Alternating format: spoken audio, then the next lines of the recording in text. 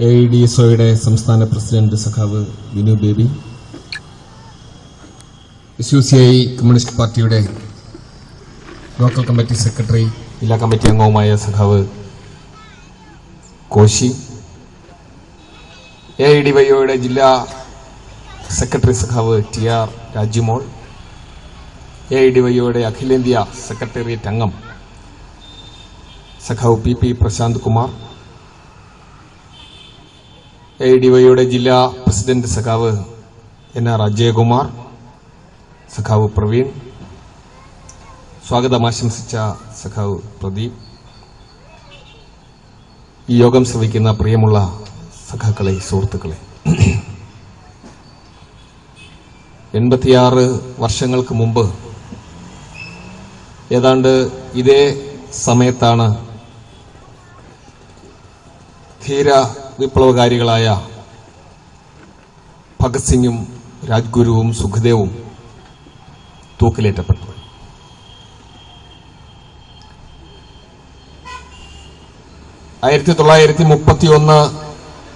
March മാസം 24-ാം തീയതി പ്രഭാതത്തിലാണ് ഭഗത് സിംഗിനെ തൂക്കിലേറ്റുവാൻ അന്ന് കോടതി വിധി പ്രഖ്യാപിച്ചിരുന്നത്. 24-ാം തീയതി പ്രഭാതം വരെ കാത്തിരിക്കുവാൻ ബ്രിട്ടീഷ് ഭരണകൂടം തയ്യാറായില്ല. ഭഗത് സിംഗ് ജീവനോടെയിരിക്കുന്ന ഓരോ നിമിഷവും ബ്രിട്ടീഷ് ഭരണകൂടത്തെ സംബന്ധിച്ച് ഭയം നിറഞ്ഞ നിമിഷങ്ങളായിരുന്നു. ഇന്ത്യയെമ്പാടും ഭഗത് സിംഗിന്റെ മോചനം ആവശ്യപ്പെട്ടുകൊണ്ട് അതിശക്തമായ പ്രക്ഷോഭമുണ്ടായി.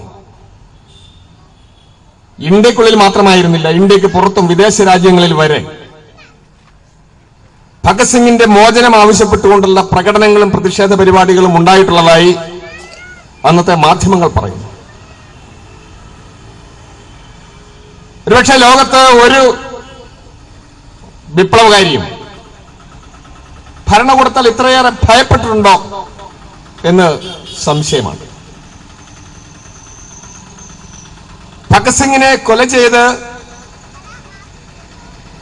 മിനിറ്റുകൾക്കുള്ളിൽ ആ ശരീരത്തിന്റെ ചൂട് ശരീരത്തിൽ നിന്നും വിട്ടുമാറുന്നതിന് മുൻപ് ജയിലിനുള്ളിൽ വെച്ച് ആ മൃതശരീരങ്ങൾ മുറിച്ച് പല കഷണങ്ങളാക്കി ജയിലിന്റെ പിൻഭാഗത്തെ മതില് പൊളിച്ച് ആ മൃതദേഹങ്ങൾ പുറത്തു കൊണ്ടുപോയി കുറച്ചകലെയുള്ള ഒരു നദിയുടെ തീരത്ത് തീ കൂട്ടി ഈ മൃതദേഹങ്ങൾ കത്തിക്കുകയുണ്ടായി. തീ ആളിപ്പടരുന്നത് ദൂരെ നിന്ന് കണ്ട് ഗ്രാമീണർ ഓടിയെടുത്തപ്പോൾ പാതി വെന്ത മൃതശരീരങ്ങൾ നദിയിലെടുത്ത് എറിഞ്ഞതിന് ശേഷം പോലീസുകാർ രക്ഷപ്പെട്ടു, പട്ടാളക്കാർ. എന്നിട്ട് അവർ പറഞ്ഞു, ഭഗത് സിംഗിനെയും രാജ്ഗുരുവിനെയും സുഖദേവിനെയും അവരുടെ വധശിക്ഷ നടപ്പാക്കിയതിനു ശേഷം ആ മൃതദേഹങ്ങൾ മതാചാരപ്രകാരം ഞങ്ങൾ ദഹിപ്പിച്ചു. ബന്ധുക്കൾക്ക് മൃതദേഹം വിട്ടുകൊടുത്തില്ല, ജനങ്ങൾക്ക് വിട്ടുകൊടുത്തില്ല. എന്താ കാര്യം? മരിച്ച ഭഗത് സിംഗ് ജീവിച്ചിരിക്കുന്ന ഭഗത് സിംഗിനേക്കാൾ ശക്തനായിരുന്നു. ഭഗത് സിംഗിന്റെ മൃതദേഹം ഈ രാജ്യത്തെ ജനങ്ങൾ കാണാനിടയായാൽ ഭഗത് സിംഗിന്റെ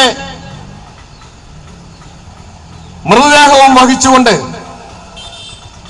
ജനങ്ങൾ നടത്തുന്ന ഒരു വിലാപയാത്ര, അല്ലെങ്കിൽ അദ്ദേഹത്തിന്റെ മൃതദേഹം സംസ്കരിക്കുന്നതിന് വേണ്ടി നടത്തുന്ന ജനങ്ങളുടെ ഒത്തുചേരൽ ബ്രിട്ടീഷ് ഭരണാധികാരികളെ സംബന്ധിച്ച് അത്രയേറെ ഭയപ്പെടുത്തുന്നതായിരുന്നു. കാരണം ഭഗത് സിംഗിന്റെ തന്നെ അദ്ദേഹത്തിന്റെ അവസാന നിമിഷങ്ങളിൽ ജഡ്ജിയോട് പറഞ്ഞതായി സഹാക്കൾ പറഞ്ഞല്ലോ, ഇന്ത്യയിലെ വിപ്ലവകാരികൾ തങ്ങളുടെ ലക്ഷ്യങ്ങൾ നിർവഹിക്കുന്നതിന് വേണ്ടി എത്രമാത്രം ധീരതയോടുകൂടിയാണ് മരണത്തെ സ്വീകരിക്കുന്നത്. ഇന്ത്യയുടെ സ്വാതന്ത്ര്യ സമര ചരിത്രത്തിൽ ഉടനീളം നമുക്കിത് കാണാൻ കഴിയും. ബ്രിട്ടീഷുകാർക്കെതിരായ പോരാട്ടത്തിന്റെ ബലിവേദിയിൽ ആത്മസമർപ്പണത്തിന് വേണ്ടി യുവാക്കൾ മത്സരിച്ചിരുന്നത് നമുക്ക് കാണാൻ കഴിയും. മരണത്തെ ഭയപ്പെടുകയല്ല ചെയ്തത്. വധശിക്ഷയ്ക്ക് വിധിക്കപ്പെട്ടിട്ടുള്ള വിപ്ലവകാരികൾ മരണത്തിന്റെ ദിനങ്ങൾ അടുക്കും തോറും കൂടുതൽ സന്തോഷവാന്മാരായി കാണപ്പെടുന്നു. മരണം അവർക്ക് ആഹ്ലാദകരമായ ഒരു അനുഭവമായി മാറുന്നു. നാടിനു വേണ്ടി രക്തസാക്ഷിയാകാൻ കഴിയുന്നത് വലിയ സന്തോഷമായി അവർ കരുതുന്നു. ഓരോ വിപ്ലവകാരികളും ഇങ്ങനെയായിരുന്നു. അതിന്റെ വിശദാംശങ്ങളിലേക്ക് ഞാൻ പോകുന്നില്ല. പണ്ഡിറ്റ് രാംപ്രസാദ് ബിസ്മിൽ, അഷ്ഫാഖുള്ള ഖാൻ, ഖുദിറാം ബോസ്, ഉദ്ധം സിംഗ്, ഓരോ വിപ്ലവകാരികളും മരണത്തോടടുക്കുന്ന നിമിഷങ്ങളിൽ കൂടുതൽ ധീരന്മാരായി മാതൃകയായി മാറി. ഇന്ത്യയെമ്പാടും യുവാക്കൾ ആവേശഭരിതരായി സ്വാതന്ത്ര്യ സമര പ്രസ്ഥാനത്തിലേക്ക് കടന്നു വന്നത് ഈ രക്തസാക്ഷിത്വത്തിന്റെ ആ മഹത്വം തിരിച്ചറിഞ്ഞുകൊണ്ടാണ്. അങ്ങനെയാണ് ബ്രിട്ടീഷ് ഭരണകൂടം ഇന്ത്യയെ ഉപേക്ഷിച്ച് പോകാൻ തീരുമാനിച്ചത്. നമ്മുടെ രാജ്യത്ത് പറയുന്നത് സ്വാതന്ത്ര്യ സമരം നടന്നത് മഹാത്മാഗാന്ധി അഹിംസയെ അടിസ്ഥാനപ്പെടുത്തിക്കൊണ്ട് നടത്തിയ സഹന സമരത്തിലൂടെ, സത്യാഗ്രഹത്തിലൂടെ ഒരു ഉറുമ്പിനെ പോലും നുള്ളി വേദനിപ്പിക്കാതെ നിരാഹാരം അനുഷ്ഠിച്ചുകൊണ്ട് മഹാത്മജി നടത്തിയ പ്രക്ഷോഭത്തിലൂടെയാണ് ഈ രാജ്യത്ത് സ്വാതന്ത്ര്യം കിട്ടിയത് എന്ന് മാത്രമല്ല, ഇത് ലോകത്തിലെ ഏറ്റവും വലിയ അത്ഭുതമായാണ് ചരിത്രകാരന്മാർ പ്രചരിപ്പിച്ചിട്ടുള്ളത്, ഔദ്യോഗിക ചരിത്രകാരന്മാർ. എന്നാൽ അത്ഭുതം, സൂര്യൻ അസ്തമിക്കാത്ത സാമ്രാജ്യത്വത്തെ ഒരു മനുഷ്യൻ ഒറ്റയ്ക്ക് ഒരു ഒറ്റമുണ്ടുമെടുത്ത് ഒരു മുളവടയും കുത്തിപ്പിടിച്ച് ഒരു വൃദ്ധൻ വെല്ലുവിളിച്ച് പരാജയപ്പെടുത്തിയതിന്റെ ഒരു ചരിത്രം, കാൽപ്പനികമായ ഒരു ചരിത്രം, ഒരു കഥ പോലെ പറഞ്ഞു പഠിപ്പിക്കുകയാണ്. നമ്മുടെ ദേശീയ സ്വാതന്ത്ര്യ സമരത്തിന്റെ ചരിത്രം എടുത്തു നോക്കിയാൽ ഇത്രയും പൊളിയായ ഒരു കെട്ടുകഥ, ഇത്രയും അടിസ്ഥാനരഹിതമായ ഒരു സംഗതി എടുത്ത് പറയാൻ പറ്റില്ല. കാരണം മഹാത്മാഗാന്ധി ദേശീയ സ്വാതന്ത്ര്യ സമരത്തിലേക്ക് കടന്നു വരുന്നത് 1915 ശേഷമാണ്. നേതൃത്വത്തിലേക്ക് വരുന്നത് 1919 കൂടിയാണ്. 1942 ഏതാണ്ട് ഗാന്ധി യുഗം അവസാനിക്കുകയും ചെയ്തു. ഗാന്ധിയെ ദേശീയ പ്രസ്ഥാനത്തിൽ ആർക്കും വേണ്ടാതായി. മഹാത്മജി ഒരു മോശക്കാരനാണെന്നോ അദ്ദേഹം സത്യസന്ധതയില്ലാത്ത ആളാണെന്നോ എന്നല്ല ഞാൻ പറഞ്ഞു വരുന്നത്. പക്ഷെ മഹാത്മജിയുടെ നേതൃത്വത്തിൽ നടന്ന സമരം മാത്രമാണ് ഈ രാജ്യത്തെ സ്വാതന്ത്ര്യ സമര പ്രസ്ഥാനം എന്ന് ആരെങ്കിലും വിശ്വസിച്ചിട്ടുണ്ടെങ്കിൽ അതൊരു അടിസ്ഥാനരഹിതമായ കഥയാണ്, ചരിത്രമാണ് എന്നാണ് ഞാൻ പറഞ്ഞത്. കാരണം ഇന്ത്യയുടെ സ്വാതന്ത്ര്യ സമര പ്രസ്ഥാനം തുടങ്ങുന്നത് അതിനും വർഷങ്ങൾക്ക് മുമ്പാണ്. ബ്രിട്ടീഷുകാർ ഇന്ത്യയിൽ കാലുറപ്പിച്ചു തുടങ്ങിയ നിമിഷം മുതൽ ഈ രാജ്യത്ത് പ്രതിഷേധങ്ങൾ ഉണ്ടായിട്ടുണ്ട്, പ്രക്ഷോഭങ്ങൾ ഉണ്ടായിട്ടുണ്ട്. ഒരുപാട് സമരങ്ങൾ, ഒരുപാട് പ്രക്ഷോഭങ്ങൾ. ഇപ്പോൾ സന്താൾ കലാപകാരികളുടെ പ്രക്ഷോഭം, സന്യാസിമാരുടെയും ഫക്കീർമാരുടെയും കലാപം, ആസാമിലെ കുക കലാപം, എന്തിന് ഇവിടെ വയനാട്ടിൽ കുറിച്യർ നടത്തിയ പ്രക്ഷോഭം പഴശ്ശിരാജയുടെ നേതൃത്വത്തിൽ. ഇന്ത്യയുടെ എല്ലാ ഗ്രാമങ്ങളിലും നഗരങ്ങളിലും തദ്ദേശീയരായ ജനവിഭാഗങ്ങൾ ബ്രിട്ടീഷ് ഭരണത്തിനെതിരെ ആഞ്ഞടിച്ചിട്ടുണ്ട് അതത് കാലങ്ങളിൽ. 1857 ബ്രിട്ടീഷ് ചരിത്രകാരന്മാർ സിപ്പായി ലഹള എന്ന് വിളിക്കുന്ന ഒരു വലിയ കലാപമുണ്ടായി. അതിനുശേഷം ഇത് 1885 കോൺഗ്രസ് ഉണ്ടാകുന്നത്. 85 കോൺഗ്രസ് ഒരു സമരപ്രസ്ഥാനമായിരുന്നില്ല അത് രൂപം കൊള്ളുന്ന കാലത്ത്. അതിനും എത്രയോ വർഷങ്ങൾക്ക് ശേഷമാണ് ഇന്ത്യയിൽ ഈ ഗാന്ധി നേതൃത്വത്തിലുള്ള അഹിംസ ഒരു സമരരീതി എന്ന നിലയിൽ വരുന്നത്. ഇവിടെ സഖാക്കൾ പറഞ്ഞില്ലേ ഖുദിറാം ബോസിനെ കുറിച്ച്. ഇന്ത്യയുടെ ദേശീയ പ്രസ്ഥാനത്തിലെ ആദ്യ രക്തസാക്ഷി എന്ന് ചരിത്രത്തിൽ വിളിക്കപ്പെടുന്ന ഖുദിറാം ബോസ് രക്തസാക്ഷിയാകുമ്പോ സാക്ഷാൽ മഹാത്മാഗാന്ധി ഇല്ല. അന്ന് അദ്ദേഹം വെറും മോഹൻദാസ് കരംചന്ദ് ഗാന്ധിയാണ്. അദ്ദേഹം അന്ന് ഇന്ത്യയിലില്ല, അദ്ദേഹം ദക്ഷിണാഫ്രിക്കയിലാണ്. ദക്ഷിണാഫ്രിക്കയിൽ ബ്രിട്ടീഷുകാരായ മുതലാളിമാരുടെ കേസ് വാദിക്കുന്നതിന് വേണ്ടി ഒരു വക്കീൽ എന്ന നിലയിലേക്ക് അദ്ദേഹം അവിടെ പോയതാണ്. 1915 അദ്ദേഹം തിരിച്ചു വരുന്നത്. അതിനു മുമ്പ് ഇന്ത്യയിൽ എത്രയോ സംഭവങ്ങൾ ഉണ്ടായി. ബ്രിട്ടീഷ് വൈസ്രോയിയെ ബോംബെറിഞ്ഞില്ലേ, ലോർഡ് ഹാർഡിംഗ്ടനെ ബോംബെറിഞ്ഞു രാഷ് ബിഹാരി ബോസ്. ഇന്ത്യ എമ്പാടും വലിയ വലിയ മുന്നേറ്റങ്ങൾ ആ കാലഘട്ടത്തിൽ ഉണ്ടായിട്ടുണ്ട്. വിട്ടുവീഴ്ചയില്ലാത്ത പോരാട്ടത്തിന്റെ കാഴ്ചപ്പാട് ഉയർത്തിപ്പിടിച്ചിരുന്ന വിപ്ലവകാരികൾ നടത്തിയിരുന്ന പ്രക്ഷോഭങ്ങൾ അത് അഹിംസയെ അടിസ്ഥാനപ്പെടുത്തിക്കൊണ്ടല്ല. ഹിംസയെ അടിസ്ഥാനപ്പെടുത്തിക്കൊണ്ട് പ്രവർത്തിക്കുന്ന ഒരു ഭരണകൂടം ഈ രാജ്യത്തെ ജനങ്ങളെ കൊന്നൊടുക്കിക്കൊണ്ടിരിക്കുമ്പോൾ ആ ഹിംസയെ അടിസ്ഥാനപ്പെടുത്തിക്കൊണ്ട ഭരണത്തിൽ നിന്നും രാജ്യത്തെ രക്ഷിക്കുവാൻ അഹിംസയുടെ മാർഗം അപര്യാപ്തമാണ് എന്ന് മനസ്സിലാക്കിക്കൊണ്ടാണ് വിപ്ലവകാരികൾ പ്രക്ഷോഭ രംഗത്തേക്ക് വന്നത്. ബ്രിട്ടീഷ് ഭരണകൂടം മനസാക്ഷിയുള്ള ഒരു ഭരണകൂടമായിരുന്നില്ല. ഇന്ത്യക്കാരോട് എന്തെങ്കിലും ബഹുമാനമുള്ള ഒരു ഭരണകൂടമായിരുന്നില്ല. എന്തെങ്കിലും പരിഗണനയുണ്ടായിരുന്ന, കരുണയുണ്ടായിരുന്ന ഒരു ഭരണകൂടമായിരുന്നില്ല ബ്രിട്ടീഷ് ഭരണകൂടം.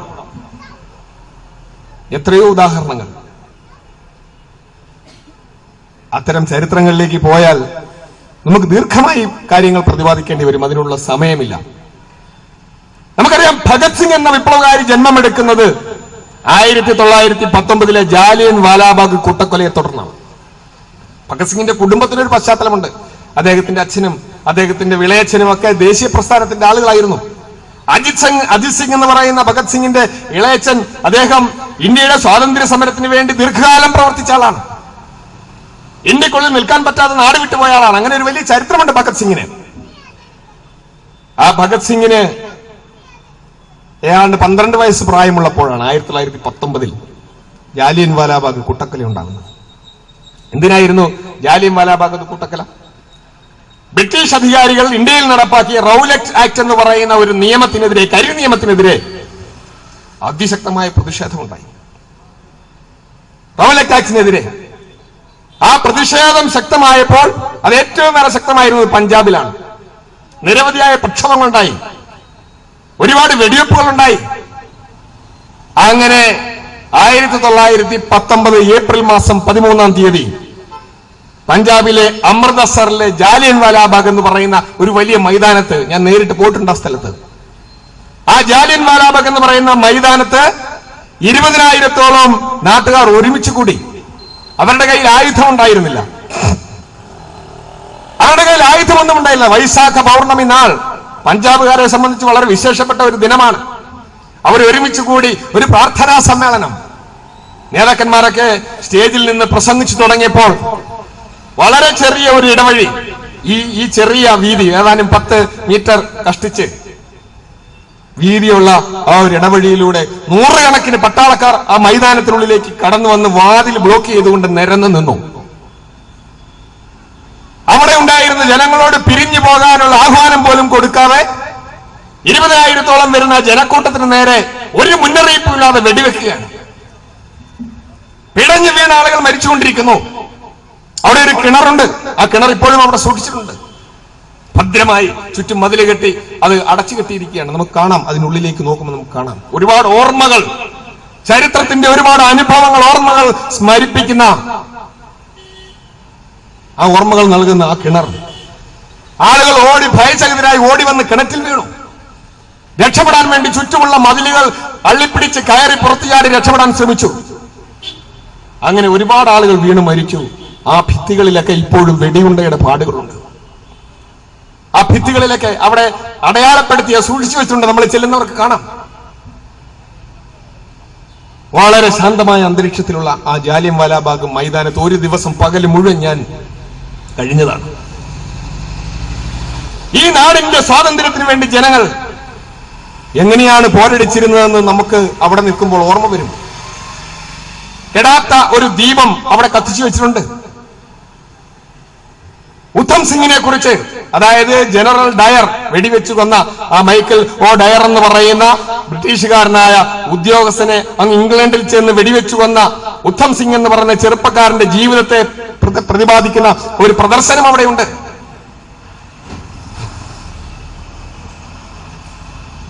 ആ ജാലിയൻ വാലാബാഗിൽ വെടിവെപ്പ് നടന്നതിന്റെ തൊട്ടടുത്ത ദിവസം അന്ന് 12 വയസ്സുണ്ടായിരുന്ന ഭഗത് സിംഗ് മൈതാനത്തെത്തി.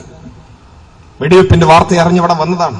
ആ വെടിവെപ്പിനോടനുബന്ധിച്ച് അവിടെ ഉണ്ടായ സംഭവങ്ങൾ, ഒരുപാട് കാര്യങ്ങളുണ്ട്, കരളലിയിക്കുന്ന സംഭവങ്ങളാണ്. ഞാൻ അതിലേക്കൊന്നും കടക്കുന്നില്ല. അവിടെ എത്തി, അവിടെ ചോരയിൽ കുതിർന്ന മണ്ണ്, മൂകമായ അവിടുത്തെ അന്തരീക്ഷം, സഹോദരങ്ങളുടെ രക്തം വീണ് കറുത്ത ആ മണ്ണ് കണ്ട് വിതുമ്പിക്കൊണ്ട് ആ കൊച്ചുകുട്ടി ഒരു പിടി മണ്ണ് അവിടെ നിന്ന് വാരിയെടുത്ത് സ്വന്തം പോക്കറ്റിലിട്ടിട്ട് വീട്ടിലേക്ക് ഓടിപ്പോയി. വീട്ടിൽ ചെന്ന് ഇളയച്ചന്റെ ഭാര്യയുടെ മടിയിൽ വീണ് പൊട്ടിക്കരയുകയാണ്. മൂകമായ അവിടുത്തെ അന്തരീക്ഷം, സഹോദരങ്ങളുടെ രക്തം വീണ് കറുത്ത ആ മണ്ണ് കണ്ട് വീതുമ്പിക്കൊണ്ട് ആ കൊച്ചുകുട്ടി ഒരു പിടി മണ്ണ് അവിടെ നിന്ന് വാരിയെടുത്ത് സ്വന്തം പോക്കറ്റിലിട്ടിട്ട് വീട്ടിലേക്ക് ഓടിപ്പോയി. വീട്ടിൽ ചെന്ന് ഇളയച്ചന്റെ ഭാര്യയുടെ മടിയിൽ വീണ് പൊട്ടിക്കരയുകയാണ്. താങ്ങാനാവാത്ത ദുഃഖം. അദ്ദേഹം ഒരു കുപ്പിയിൽ, ആ വിദ്യാർത്ഥി ഒരു കുപ്പിയിൽ ആ ചോര പുരണ്ട മണ്ണ് സൂക്ഷിച്ചു വെച്ചു പഠനമുറിയിൽ. ജീവിതകാലം മുഴുവൻ ദേശീയ പ്രസ്ഥാനത്തിൽ സ്വാതന്ത്ര്യ സമരത്തിന് വേണ്ടി പോരടിക്കുവാൻ ഭഗത് സിംഗിന് പ്രചോദനമായി ആ മണ്ണ് അവിടെ സൂക്ഷിച്ചു. 1915 അന്ന് ഇന്ത്യയിൽ റാഷ് ബിഹാരി ബോസിന്റെ നേതൃത്വത്തിൽ നടന്ന വലിയൊരു പട്ടാള മുന്നേറ്റമുണ്ട്. സൈനിക കലാപത്തിന് വേണ്ടിയുള്ള വലിയൊരു തയ്യാറെടുപ്പ്. അന്ത്യനിമിഷത്തിൽ തകർന്നുപോയ ആ മുന്നേറ്റം, അതിന് നേതൃത്വം നൽകിയ പ്രധാനപ്പെട്ട ആളുകളിൽ ഒരാളായിരുന്നു പഞ്ചാബുകാരനായ കർത്താർ സിംഗ് സരഭ എന്ന് പറയുന്ന വിപ്ലവകാരി. കർത്താർ സിംഗ് സരഭ ഒരു ചെറുപ്പക്കാരനാണ്. പഞ്ചാബിലെ ചെറുപ്പക്കാരുടെ ആവേശമായിരുന്ന ആ കർത്താർ സിംഗിന്റെ ചിത്രം പത്രത്തിൽ വന്നത് ഭഗത് സിംഗ് വെട്ടിയെടുത്ത് പഠനമുറിയിൽ ഒട്ടിച്ചു വെച്ചു. ഭഗത് സിംഗിന്റെ മനസ്സിനെ രൂപപ്പെടുത്തിയ ചരിത്ര പശ്ചാത്തലം ഇതാണ്. നിസ്സഹകരണ പ്രസ്ഥാനമുണ്ടാകുന്നു. ബ്രിട്ടീഷുകാരോട് നിസ്സഹകരിക്കുവാൻ ആഹ്വാനം ചെയ്തുകൊണ്ട് മഹാത്മജിയുടെ നേതൃത്വത്തിൽ ഖിലാഫത്ത് പ്രസ്ഥാനത്തിന്റെ നേതൃത്വത്തിൽ ഇന്ത്യയെമ്പാടും വലിയ പ്രക്ഷോഭം വളർന്നു വരുന്നു. ഭഗത് സിംഗ് ആ പ്രക്ഷോഭത്തിന്റെ ഭാഗമായി കലാലയം ബഹിഷ്കരിച്ചു, വിദ്യാലയം ബഹിഷ്കരിച്ചു പുറത്തു വന്നു. സ്വാതന്ത്ര്യ സമരത്തിൽ പങ്കെടുക്കുന്നു. ലാലാജി ലജ്പത് റായ് സ്ഥാപിച്ച സ്വദേശി സ്കൂളിൽ ചേർന്ന് പഠനം തുടരുന്നു. ഇന്ത്യയെമ്പാടും അതിശക്തമായ പ്രക്ഷോഭം വളർന്നു വന്ന ഒരു കാലഘട്ടമാണ്. ജനങ്ങൾ ആകെ ഇളകി മറിഞ്ഞിരിക്കുന്നു. എവിടെയും ബ്രിട്ടീഷ് ഭരണത്തെ പിടിച്ചുലയ്ക്കുന്ന ഒരു സാഹചര്യമുണ്ടായി. അങ്ങനെ ഇരിക്കുമ്പോഴാണ് 1922 ചൗരി ചൗര എന്ന് പറയുന്ന ഒരു സംഭവം ഉണ്ടാകുന്നത്. യു പിയിലെ ചൗരി ചൗര എന്ന് പറയുന്ന ഒരു 2 ഗ്രാമങ്ങൾ, അവിടെ പോലീസും ജനക്കൂട്ടവും തമ്മിൽ ഒരു ഏറ്റുമുട്ടലുണ്ടായി.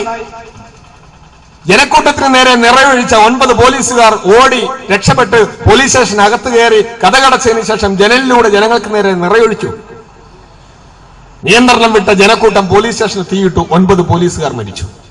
ഇതാണ് സംഭവം. ഇങ്ങനെ ചൗരി ചൗര സംഭവം ഉണ്ടായപ്പോൾ നമ്മുടെ മഹാത്മാഗാന്ധി അദ്ദേഹം പറഞ്ഞു, എന്റെ അഹിംസ തകർന്നിരിക്കുന്നു, ജനങ്ങൾ അഹിംസ വെടിഞ്ഞിരിക്കുന്നു, അതുകൊണ്ട് ഞാനിതാ സമരം അവസാനിപ്പിക്കുന്നു. ഗാന്ധിജിയുടെ വ്യക്തിപരമായ ഒരു ആദർശമായിരുന്നു അഹിംസ എന്നത്.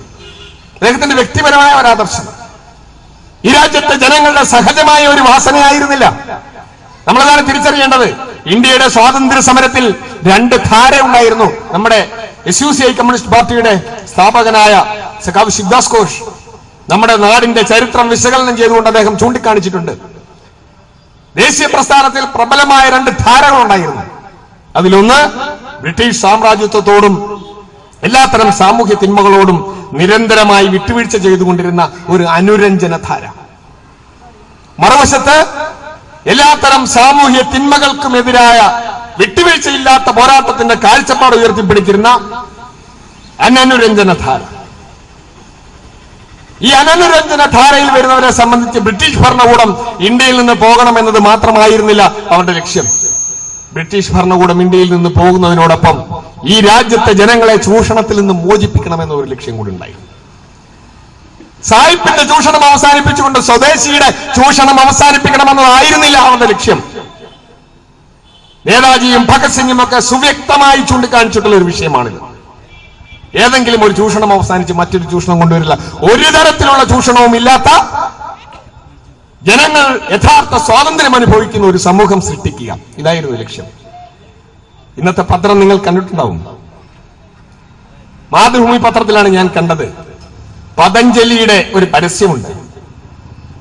പതഞ്ജലി ഭഗത് സിംഗിന്റെയും രാജ്ഗുരുവിന്റെയും സുഖദേവിന്റെയും ചിത്രം വെച്ചുകൊണ്ട് ഭഗത് സിംഗിന്റെയും രാജ്ഗുരുവിന്റെയും സുഖദേവിന്റെയും രക്തസാക്ഷിത്വത്തെക്കുറിച്ച് ജനങ്ങളെ ഓർമ്മിപ്പിക്കുന്ന ഒരു പരസ്യം. പക്ഷെ ആ രക്തസാക്ഷിത്വത്തെക്കുറിച്ച് ഓർമ്മിപ്പിക്കുന്നതിനോടൊപ്പം 2 കുരങ്ങന്മാരുടെ പടം കൂടെ വെച്ചിട്ടുണ്ട്. അതിനോടൊപ്പം വേറൊരു കാര്യം കൂടെ വെച്ചിരിക്കുന്നു. കുറെയേറെ ഉൽപ്പന്നങ്ങൾ, പതഞ്ജലി ഉൽപ്പാദിപ്പിക്കുന്ന കുറെ ഉൽപ്പന്നങ്ങളുടെ പടവും കൂടെ വെച്ചിരിക്കുന്നു. എന്നിട്ട് ഇന്ത്യയിലെ ദേശീയ സ്വാതന്ത്ര്യ സമരത്തിലെ വിപ്ലവകാരികൾ ബ്രിട്ടനെതിരെ പോരാടി വിദേശ വസ്തുക്കൾ ബഹിഷ്കരിക്കാൻ ആഹ്വാനം നടത്തി. ഇത്തരം കാര്യങ്ങൾ അതിനകത്ത് പറയുകയാണ്. അതുകൊണ്ട് ആ പാരമ്പര്യം പിന്തുടർന്നുകൊണ്ട് നമ്മൾ പതഞ്ജലിയുടെ വസ്തുക്കൾ വാങ്ങി ഉപയോഗിക്കണമെന്നാണ് പരസ്യത്തിൽ പറയുന്നത്.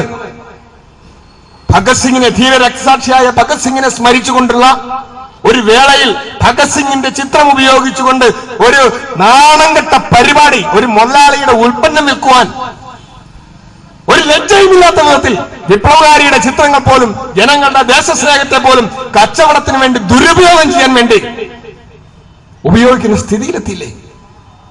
സ്വതന്ത്ര ഭാരതത്തിൽ ബ്രിട്ടീഷുകാരനെ ഇവിടെ നിന്ന് പറഞ്ഞു വിട്ടിട്ട് ഈ നാടിന് സ്വാതന്ത്ര്യം നേടി ഈ പറയുന്ന ഈ ബാബ രാംദേവ് എന്ന് വിളിക്കുന്നവരടക്കമുള്ള ഈ രാജ്യത്തെ മുതലാളിമാർക്ക് ഈ നാട്ടിലെ ജനങ്ങളെ കൊള്ളയടിക്കാനുള്ള അവസരം ഒരുക്കുന്നതിന് വേണ്ടി ആയിരുന്നില്ല ഈ രാജ്യത്ത് സ്വാതന്ത്ര്യ സമരം നടന്നത്.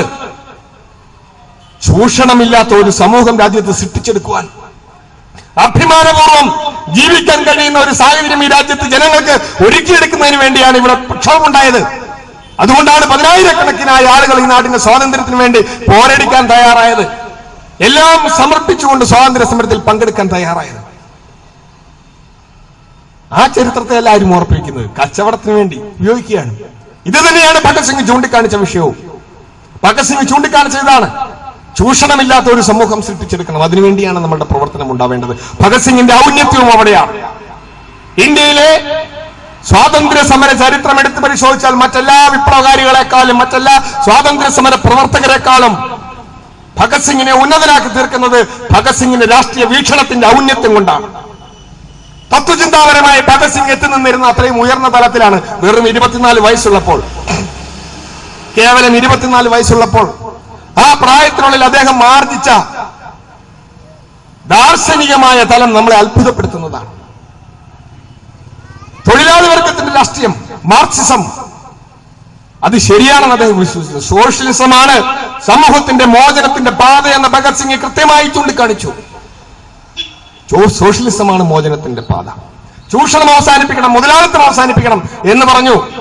ഭഗത് സിംഗിനെ പോലെ ഒരാൾ ഈ നാടിന്റെ സ്വാതന്ത്ര്യ സമര ചരിത്രത്തിൽ ചൂഷണം അവസാനിപ്പിക്കണം, മുതലാളിത്തം അവസാനിപ്പിക്കണം എന്ന മുദ്രാവാക്യം ഉയർത്തിക്കൊണ്ടുവരുമ്പോൾ അവിടെയാണ് ഭഗത് സിംഗിനെ ഇന്ത്യയിലെ മുതലാളി വർഗവും ബ്രിട്ടീഷുകാരും ഭയപ്പെട്ടത്.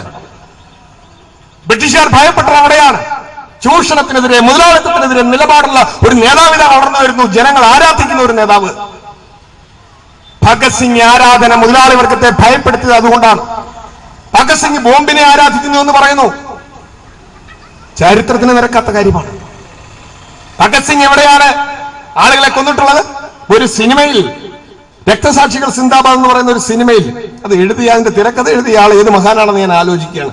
അവിടെ അതിൽ മോഹൻലാൽ കഥാനായകൻ ഇങ്ങനെ ഭഗത് സിംഗിന്റെ ഒരു ചിത്രത്തെ നോക്കിയെന്നുകൊണ്ട് കൂടെ നിൽക്കുന്ന ആളോട്, നായികയോടാണെന്ന് തോന്നുന്നു, പറയുകയാണ്, ഒരുപാട് സായിപ്പന്മാരെ കൊന്ന ആളാണ് പറയുകയാണ്.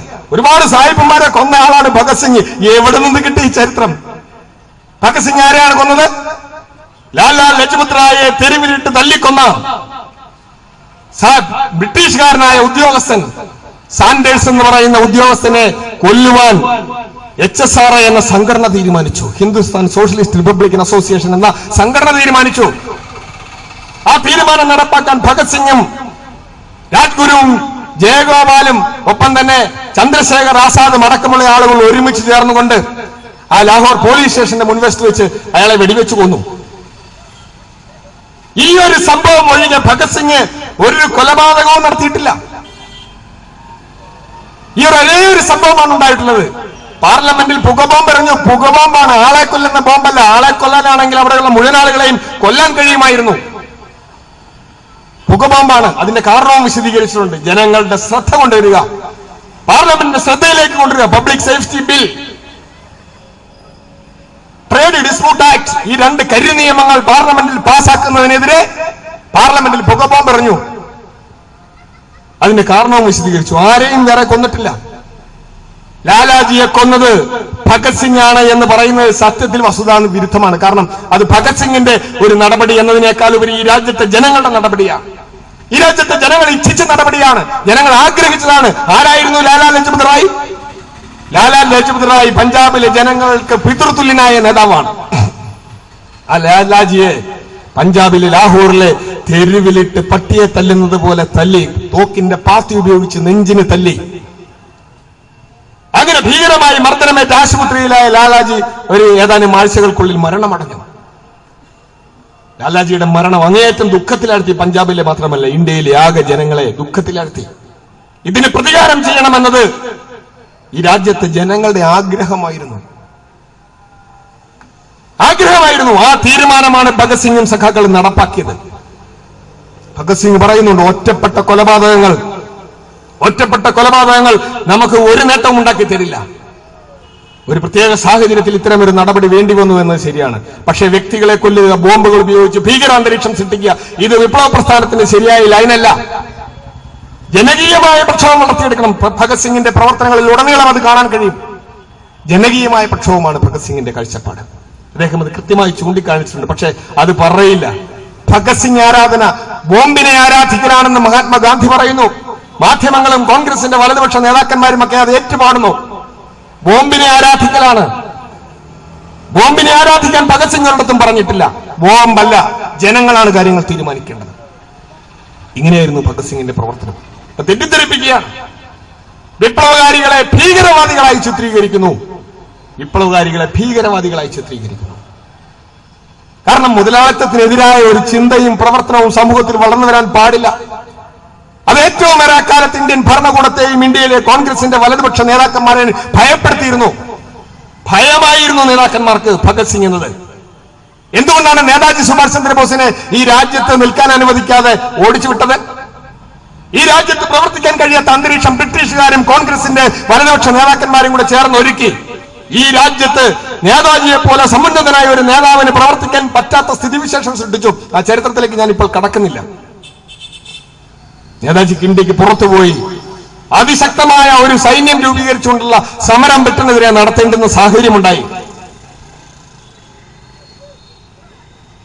അപ്പൊ ഭഗത് സിംഗിനെയും നേതാജിയെയും പോലുള്ള വിപ്ലവകാരികളെ ഇന്ത്യയിലെ മുതലാളി വർഗവും ഇന്ത്യയിലെ കോൺഗ്രസിന്റെ വലതുപക്ഷ നേതാക്കന്മാരും ബ്രിട്ടീഷ് ഭരണകൂടവും ഒരുപോലെ ഭയപ്പെട്ടിരുന്നു. അതുകൊണ്ടാണ് തൂക്കിക്കൊന്നത്. ചരിത്രം ഒരുപാട് വിശദീകരിച്ച് പറയേണ്ടി വരും. ഞാൻ അതിലേക്ക് കടക്കുന്നില്ല. കാക്കൂര് തീവണ്ടിക്കുള്ള, അതല്ലെങ്കിൽ ഈ പറഞ്ഞ ലാലാജിയുടെ രക്തസാക്ഷിത്വവുമായി ബന്ധപ്പെട്ടുണ്ടായ സംഭവ പരമ്പരകൾ, ഇങ്ങനെ പല കാര്യങ്ങളും ഇതിന് പിന്നിലുണ്ട്.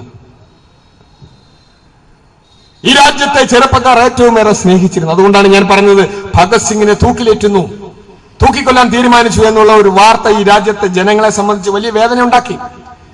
ഏറ്റവും ഏറെ ജനകീയ പ്രക്ഷോഭങ്ങൾ അതിന്റെ പേരിൽ ഉണ്ടായി വന്നത് അതുകൊണ്ടാണ്.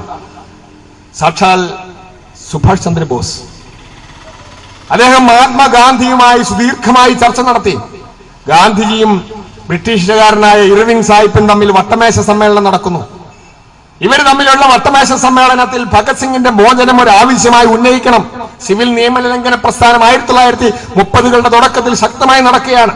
സിവിൽ നിയമലംഘന പ്രസ്ഥാനം സമരം ഇങ്ങനെ ആളിൽ പടർന്നുകൊണ്ടിരിക്കുന്ന സാഹചര്യത്തിൽ ബ്രിട്ടീഷ് ഭരണകൂടത്തിന് ഭയമായിരുന്നു സമരം എങ്ങനെയും അവസാനിപ്പിക്കണം.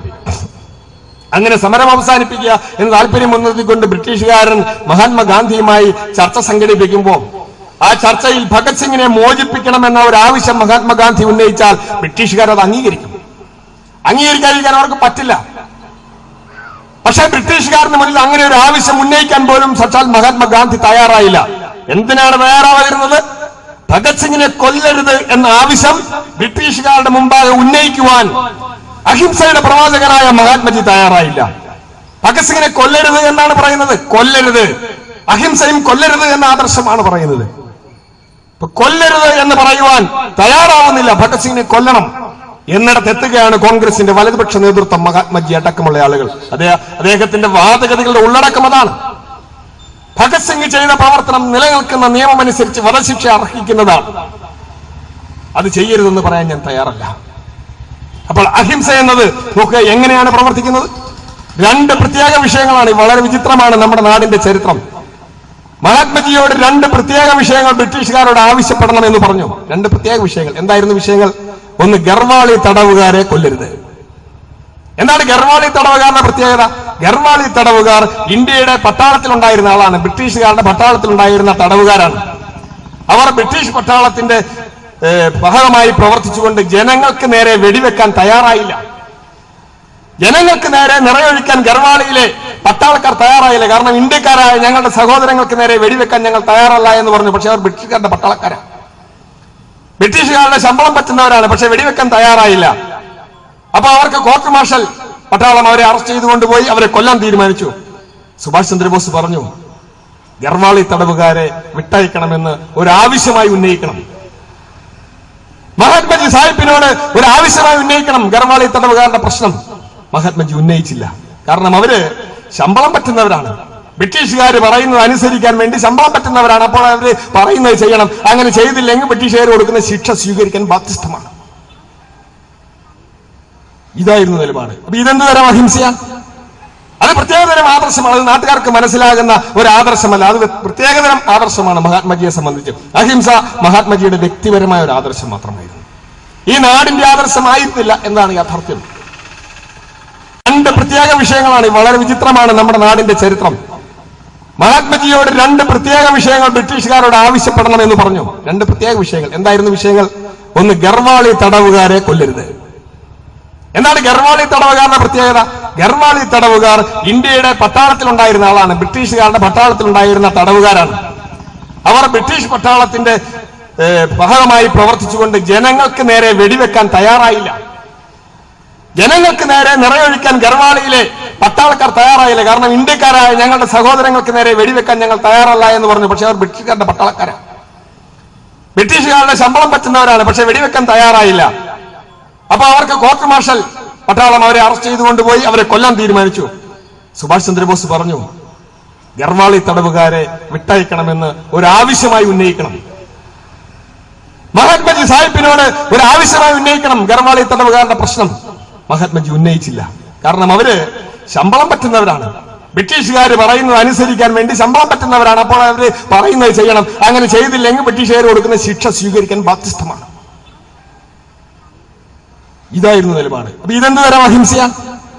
അത് പ്രത്യേകതരം ആദർശമാണ്. അത് നാട്ടുകാർക്ക് മനസ്സിലാകുന്ന ഒരു ആദർശമല്ല, അത് പ്രത്യേകതരം ആദർശമാണ്. മഹാത്മജിയെ സംബന്ധിച്ച് അഹിംസ മഹാത്മജിയുടെ വ്യക്തിപരമായ ഒരു ആദർശം മാത്രമായിരുന്നു, ഈ നാടിന്റെ ആദർശമായിരുന്നില്ല എന്നാണ് യാഥാർത്ഥ്യം. ഇന്ത്യയിലെ ജനങ്ങൾ എവിടെയും നാടിന്റെ മോചനത്തിന് വേണ്ടിയുള്ള പോരാട്ടത്തിന് വേണ്ടി കടന്നു വരാൻ സന്നദ്ധരായിരുന്നു. ജനങ്ങളുടെ സമര വ്യഗ്രതയെ, പോരാട്ട വ്യഗ്രതയെ നിയന്ത്രിക്കുന്ന ഒരു കടിഞ്ഞാൻ പോലെയാണ് യഥാർത്ഥത്തിൽ നമ്മുടെ രാജ്യത്തിന്റെ നേതൃത്വം പ്രവർത്തിച്ചിരുന്ന കാലത്ത്. ജനങ്ങൾ വൻതോതിൽ സമരരംഗത്തേക്ക് കടന്നു വരുന്ന സമയത്ത് വലതുപക്ഷ നേതൃത്വം ഇടപെട്ട് ജനങ്ങളെ പിൻവലിക്കും. ജനങ്ങളുടെ മുമ്പാകെ അവതരിപ്പിച്ച ഏറ്റവും വലിയ സമരത്തിന്റെ ബിംബം ചർക്കയായിരുന്നു. ചർക്ക നോക്കുക, ചർക്ക എന്നത് അക്കാലത്ത് തന്നെ ഒരു പഴഞ്ചൻ ഉപകരണമാണ്. കാരണം ലോകമെമ്പാടും തുണിമില്ലൊക്കെ വ്യാപകമായി വന്ന് തുണി ഉണ്ടാക്കാൻ, തുണി നെയ്യുന്നതിന് വേണ്ടി ആരും ചർക്ക ഉപയോഗിക്കാത്ത ഒരു കാലഘട്ടമാണ്. അപ്പോൾ സ്വദേശി ഉൽപാദനമാണ് നമുക്ക് വേണ്ടത്. അതുകൊണ്ട് നാട്ടിലുള്ള ആളുകളെല്ലാം ചർക്ക ഉപയോഗിച്ച് നൂല് നൂറ്റുകൊണ്ടിരിക്കണം. ചർക്ക ഉപയോഗിച്ചുകൊണ്ട് നമ്മൾ നൂല് നൂക്കുന്നത് യഥാർത്ഥത്തിൽ ബ്രിട്ടനെതിരായ ഒരു വലിയ സമരമാണ്. അപ്പൊ ബ്രിട്ടനെതിരെ സമരം ചെയ്യണമെന്ന് ആഗ്രഹിക്കുന്ന ആളുകളെല്ലാം തെരുവിലിറങ്ങി പോരടിക്കുമൊന്നും വേണ്ട, ബ്രിട്ടീഷുകാരെ ആക്രമിക്കുകയോ മറ്റ് സമരത്തിലേക്ക് വരികയോ ഒന്നും ചെയ്യേണ്ടതില്ല. നിങ്ങൾ നിങ്ങളുടെ വീട്ടിലിരുന്നു കൊണ്ട് ചർക്ക ഉപയോഗിച്ച് നൂല് നൂറ്റാൽ മാത്രം മതി, ഇങ്ങനെ പറഞ്ഞു. ജനങ്ങൾ അങ്ങനെ വിശ്വസിച്ചു. അവരവരുടെ വീട്ടിൽ നിന്ന് ചർക്ക കൊണ്ട് നൂല് നൂറ്റുകൊണ്ടിരുന്നു. വലിയൊരു സമരം ചെയ്യുന്ന പ്രതീതി. ഓരോ കറക്കവും ചർക്കയുടെ ഈ പിടിയിൽ പിടിച്ചുകൊണ്ട് ഓരോ വട്ടം കറക്കുമ്പോഴും ഞങ്ങൾ സമരം ചെയ്തുകൊണ്ടിരിക്കുകയാണ് എന്ന ഒരു ബോധം ഈ രാജ്യത്തെ ജനങ്ങൾക്ക് കൊടുത്തു. അതുകൊണ്ടൊരു ഗുണമുണ്ടായി. ഒരുമിച്ചൊരു വലിയ സമരരംഗത്തേക്ക്, ജനകീയമായ വലിയ പ്രക്ഷോഭത്തിലേക്ക് ജനങ്ങൾ ജാതി മതങ്ങൾക്ക് അതീതമായി ഒരുമിച്ച് വരുമ്പോൾ ഉണ്ടാകുന്ന സാംസ്കാരികമായ ഒരു ഉണർവും ഒരു ശുദ്ധീകരണവും സംഭവിക്കാതെ പോയി. ജനങ്ങൾക്കിടയിലെ ജനാധിപത്യവൽക്കരണം എന്ന പ്രക്രിയ ഉണ്ടായില്ല. സമരം എന്നത് ഒരു ഒറ്റപ്പെട്ട പ്രവർത്തനങ്ങളായി മാറി. ജാതി മതങ്ങൾക്ക് അതീതമായി ജനങ്ങളെ ഹിന്ദുവെന്നോ മുസ്ലിമെന്നോ സിഖുകാരനെന്നോ ബൗദ്ധനെന്നോ എന്ന വ്യത്യാസമില്ലാതെ, സവർണനെന്നോ അവർണനെന്നോ വ്യത്യാസമില്ലാതെ ബ്രിട്ടനെതിരായ ദേശീയ പ്രസ്ഥാനത്തിന്റെ ഭാഗമായി ഒരുമിച്ച് അണിനിരത്തുമ്പോൾ ആ സമരവേദിയിൽ തോളോട് തോൾ ചേർന്ന് നിന്നുകൊണ്ട് പോരടിക്കുന്ന സമയത്ത് തൊട്ടടുത്ത് നിൽക്കുന്നവന്റെ ജാതിയെക്കുറിച്ചോ മതത്തെക്കുറിച്ചോ മറ്റു വിശ്വാസങ്ങളെക്കുറിച്ചോ ചിന്തിക്കില്ല. മനുഷ്യനെന്ന ബോധം, ഇന്ത്യക്കാരനെന്ന ബോധം നമുക്കിടയിൽ, ജനങ്ങൾക്കിടയിൽ വളർന്നു വരും. അതിനെയാണ് ജനാധിപത്യവൽക്കരണം എന്ന് പറയുന്നത്. അങ്ങനെയാണ് ലോകമെമ്പാടുമുള്ള ജനാധിപത്യ പ്രക്ഷോഭങ്ങളിലൂടെ ജനങ്ങൾ ഫ്യൂഡൽ വിശ്വാസങ്ങളായ ജാതി മത വിശ്വാസങ്ങൾ, അനാചാരങ്ങളിൽ നിന്നും അന്ധവിശ്വാസങ്ങളിൽ നിന്ന് മുക്തരായി ജനാധിപത്യവൽക്കരിക്കപ്പെട്ട സമൂഹമായി മാറിയത്. അപ്പോൾ ഈ രാജ്യത്തെ ജനങ്ങളെ അവരുടെ സാംസ്കാരികമായ പിന്നോക്കാവസ്ഥയിൽ നിന്ന് മോചിപ്പിച്ചുകൊണ്ട് ജനാധിപത്യവൽക്കരിക്കുന്ന ഒരു പ്രക്ഷോഭമായി ദേശീയ പ്രസ്ഥാനത്തെ വളർത്തിയെടുക്കുവാൻ നമ്മുടെ ദേശീയ നേതൃത്വം തയ്യാറായില്ല. എല്ലാവരോടും പറഞ്ഞു, നിങ്ങൾ ചർക്ക തിരിച്ചുകൊണ്ടിരിക്കുക, വലിയ സമരമാണ് എന്ന് പറഞ്ഞു. ഭഗത് സിംഗിനെ പോലുള്ള ആളുകളെ ദേശീയ പ്രസ്ഥാനത്തിൽ നിന്ന് ഒറ്റപ്പെടുത്തി, തീവ്രവാദി എന്നും ഭീകരവാദി എന്നും മുദ്രകുത്തി, എല്ലാവരും ഒരുമിച്ച് നിന്ന് ഗൂഢാലോചന നടത്തി, നേതാജിയെ പോലൊരാളെ ഒറ്റപ്പെടുത്തി. ജനങ്ങൾ അദ്ദേഹത്തോടൊപ്പമാണ്, പക്ഷേ നേതൃത്വത്തിൽ നിന്ന് ഒറ്റപ്പെടുത്തി. ഒരുപാട് വഞ്ചനകളുടെ ചരിത്രമാണ് നമ്മുടെ സ്വാതന്ത്ര്യ സമരത്തിന്റെ ചരിത്രം. ഒരുപാട് വഞ്ചനകളുടെ ചരിത്രമാണ്. ഈ രാജ്യത്തെ ജനങ്ങൾ വൻതോതിൽ വഞ്ചിക്കപ്പെട്ടു. അതല്ലായിരുന്നെങ്കിൽ നമ്മുടെ നാടിന്റെ ചരിത്രം ഇങ്ങനെയല്ല ആവേണ്ടിയിരുന്നത്. ഇങ്ങനെ ഒരു ചരിത്രമാവില്ല നമ്മുടെ നാടിന്റേത്. ഭഗത് സിംഗും നമ്മുടെ ദേശീയ പ്രസ്ഥാനത്തിലെ നേതാക്കന്മാരെല്ലാവരും മുന്നോട്ട് വെച്ചിരുന്ന അവരുടെ ആഗ്രഹങ്ങൾ, സ്വപ്നങ്ങളെല്ലാം വൃഥാവിലായി. അവരുടെ രക്തസാക്ഷിത്വമെല്ലാം വൃഥാവിലായി മാറി. അധികാരം ഇന്ത്യയുടെ മുതലാളി വർഗത്തിന്റെ കൈകളിലേക്കാണ് എത്തിയത്. മഹാത്മാഗാന്ധിയെ പോലും ഉപേക്ഷിച്ചു അവസാനമായപ്പോൾ. മഹാത്മാഗാന്ധിയെ പോലും ഉപേക്ഷിച്ചു. മഹാത്മാഗാന്ധിയെ പോലും വേണ്ടാതായി. അവസാന നിമിഷങ്ങളിൽ സ്വാതന്ത്ര്യത്തോട് അടുക്കുന്ന സമയങ്ങളിൽ നമ്മുടെ ദേശീയ നേതൃത്വവും ബ്രിട്ടീഷുകാരുമായി നടന്ന ചർച്ചകളിലൊന്നിട്ട് മഹാത്മജിയെ അടുപ്പിച്ചു പോലുമില്ല. അതൊക്കെ ഒരു കറുത്ത കാലഘട്ടമാണ്, വലിയൊരു ചരിത്രമാണ്. ഞാൻ അതിലേക്കൊന്നും പോകുന്നില്ല അധികം വിശദമായി. ഒരു കാര്യം നമ്മൾ മനസ്സിലാക്കണം, ദേശീയ പ്രസ്ഥാനത്തിൽ ഇന്ത്യയിലെ മുതലാളി വർഗവും ബ്രിട്ടീഷ് ഭരണകൂടവും എല്ലാം ചേർന്നുകൊണ്ടുള്ള വലിയ ഗൂഢാലോചനകൾ ഉണ്ടായിരുന്നു. അതിന്റെ ഫലമായാണ് ഇവിടെ എനിക്ക് മുമ്പ് പ്രസംഗിച്ച സഖാക്കൾ ചൂണ്ടിക്കാണിച്ച ഇന്നത്തെ നാടിന്റെ ദുര്യോഗമുണ്ടല്ലോ. ഇന്ന് നമ്മുടെ നാടിന് ഇത്രയും വലിയ ഗതികേടുണ്ടായത് അതുകൊണ്ടാണ്. വൻകിട മുതലാളിമാർക്ക് എല്ലാത്തരം ആനുകൂല്യങ്ങളും കൊടുത്തുകൊണ്ടിരിക്കുകയാണ്. വമ്പൻ മുതലാളിമാർക്ക് എല്ലാത്തരം ആനുകൂല്യങ്ങളുമുണ്ട്. ഗവൺമെന്റ് നേരിട്ട് കനിഞ്ഞ് അനുഗ്രഹിച്ചു കൊടുത്തുകൊണ്ടിരിക്കുക. പാവപ്പെട്ടവനൊന്നുമില്ല, സാധാരണക്കാരനൊന്നുമില്ല. പെട്രോളിന്റെ വില നിമിഷം പ്രതി എന്നോണം വർദ്ധിച്ചുകൊണ്ടിരിക്കും. ഒരു യുക്തിയുമില്ല, ഒരു ന്യായവുമില്ല. വില വർദ്ധിച്ചുകൊണ്ടേയിരിക്കും. പാവപ്പെട്ടവന്റെ ജീവിതം തെരുവാധാരമായിക്കൊണ്ടിരിക്കുന്നു. 4 ലക്ഷത്തോളം കർഷകർ ഈ രാജ്യത്ത് ആത്മഹത്യ ചെയ്തു. 4 ലക്ഷത്തോളം കർഷകരെന്ന് പറഞ്ഞാൽ ഈ നാടിലെ ഭക്ഷ്യവസ്തുക്കൾ ഉൽപ്പാദിപ്പിക്കാൻ വേണ്ടി വിയർപ്പൊഴുക്കി പണിയെടുത്തു വരുന്നവനാണ് അർത്ഥം. അവര് ബ്ലെയർ കമ്പനി നടത്തിയവരല്ല, അവർ ജനങ്ങളെ കൊള്ളയടിച്ചിട്ടുള്ളവരല്ല, സത്യസന്ധമായി പണിയെടുത്ത് ജീവിച്ചവരെന്നാണ് അർത്ഥം. ആ കർഷകരാണ് 4 ലക്ഷത്തോളം ആളുകൾ ആത്മഹത്യ ചെയ്തത്. ഇങ്ങനെ ഒരു ചരിത്രം ലോകത്ത് ഒരുപക്ഷെ ഒരു നാടിനും ഉണ്ടാവില്ല. ഇത്രയുമേറെ ആളുകൾ മരിച്ചതിനെ കുറിച്ച് നമ്മുടെ നാട്ടിൽ എവിടെയെങ്കിലും ചർച്ചയുണ്ടോ?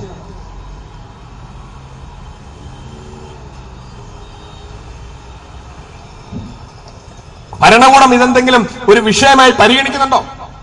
ഈ ആളുകൾ മരിക്കുന്നതിനെ കുറിച്ച്, കർഷകന്റെ ആത്മഹത്യക്ക് കാരണമായ നയങ്ങൾ നടപ്പാക്കിയ കഴിഞ്ഞ 2-2.5 പതിറ്റാണ്ട് കാലത്തിനിടയ്ക്ക് ഈ നയങ്ങൾ ആണ് മനുഷ്യനെ കൊന്നൊടുക്കിക്കൊണ്ടിരിക്കുന്നത് എന്നറിയാമെന്നിരിക്കെ ആ നയങ്ങൾ തിരുത്താൻ തയ്യാറാവാത്ത എന്തുകൊണ്ടാണ്? നയങ്ങൾ തിരുത്തൂല. മുതലാളിമാരുടെ പക്ഷത്താണ് ഭരണകൂടം.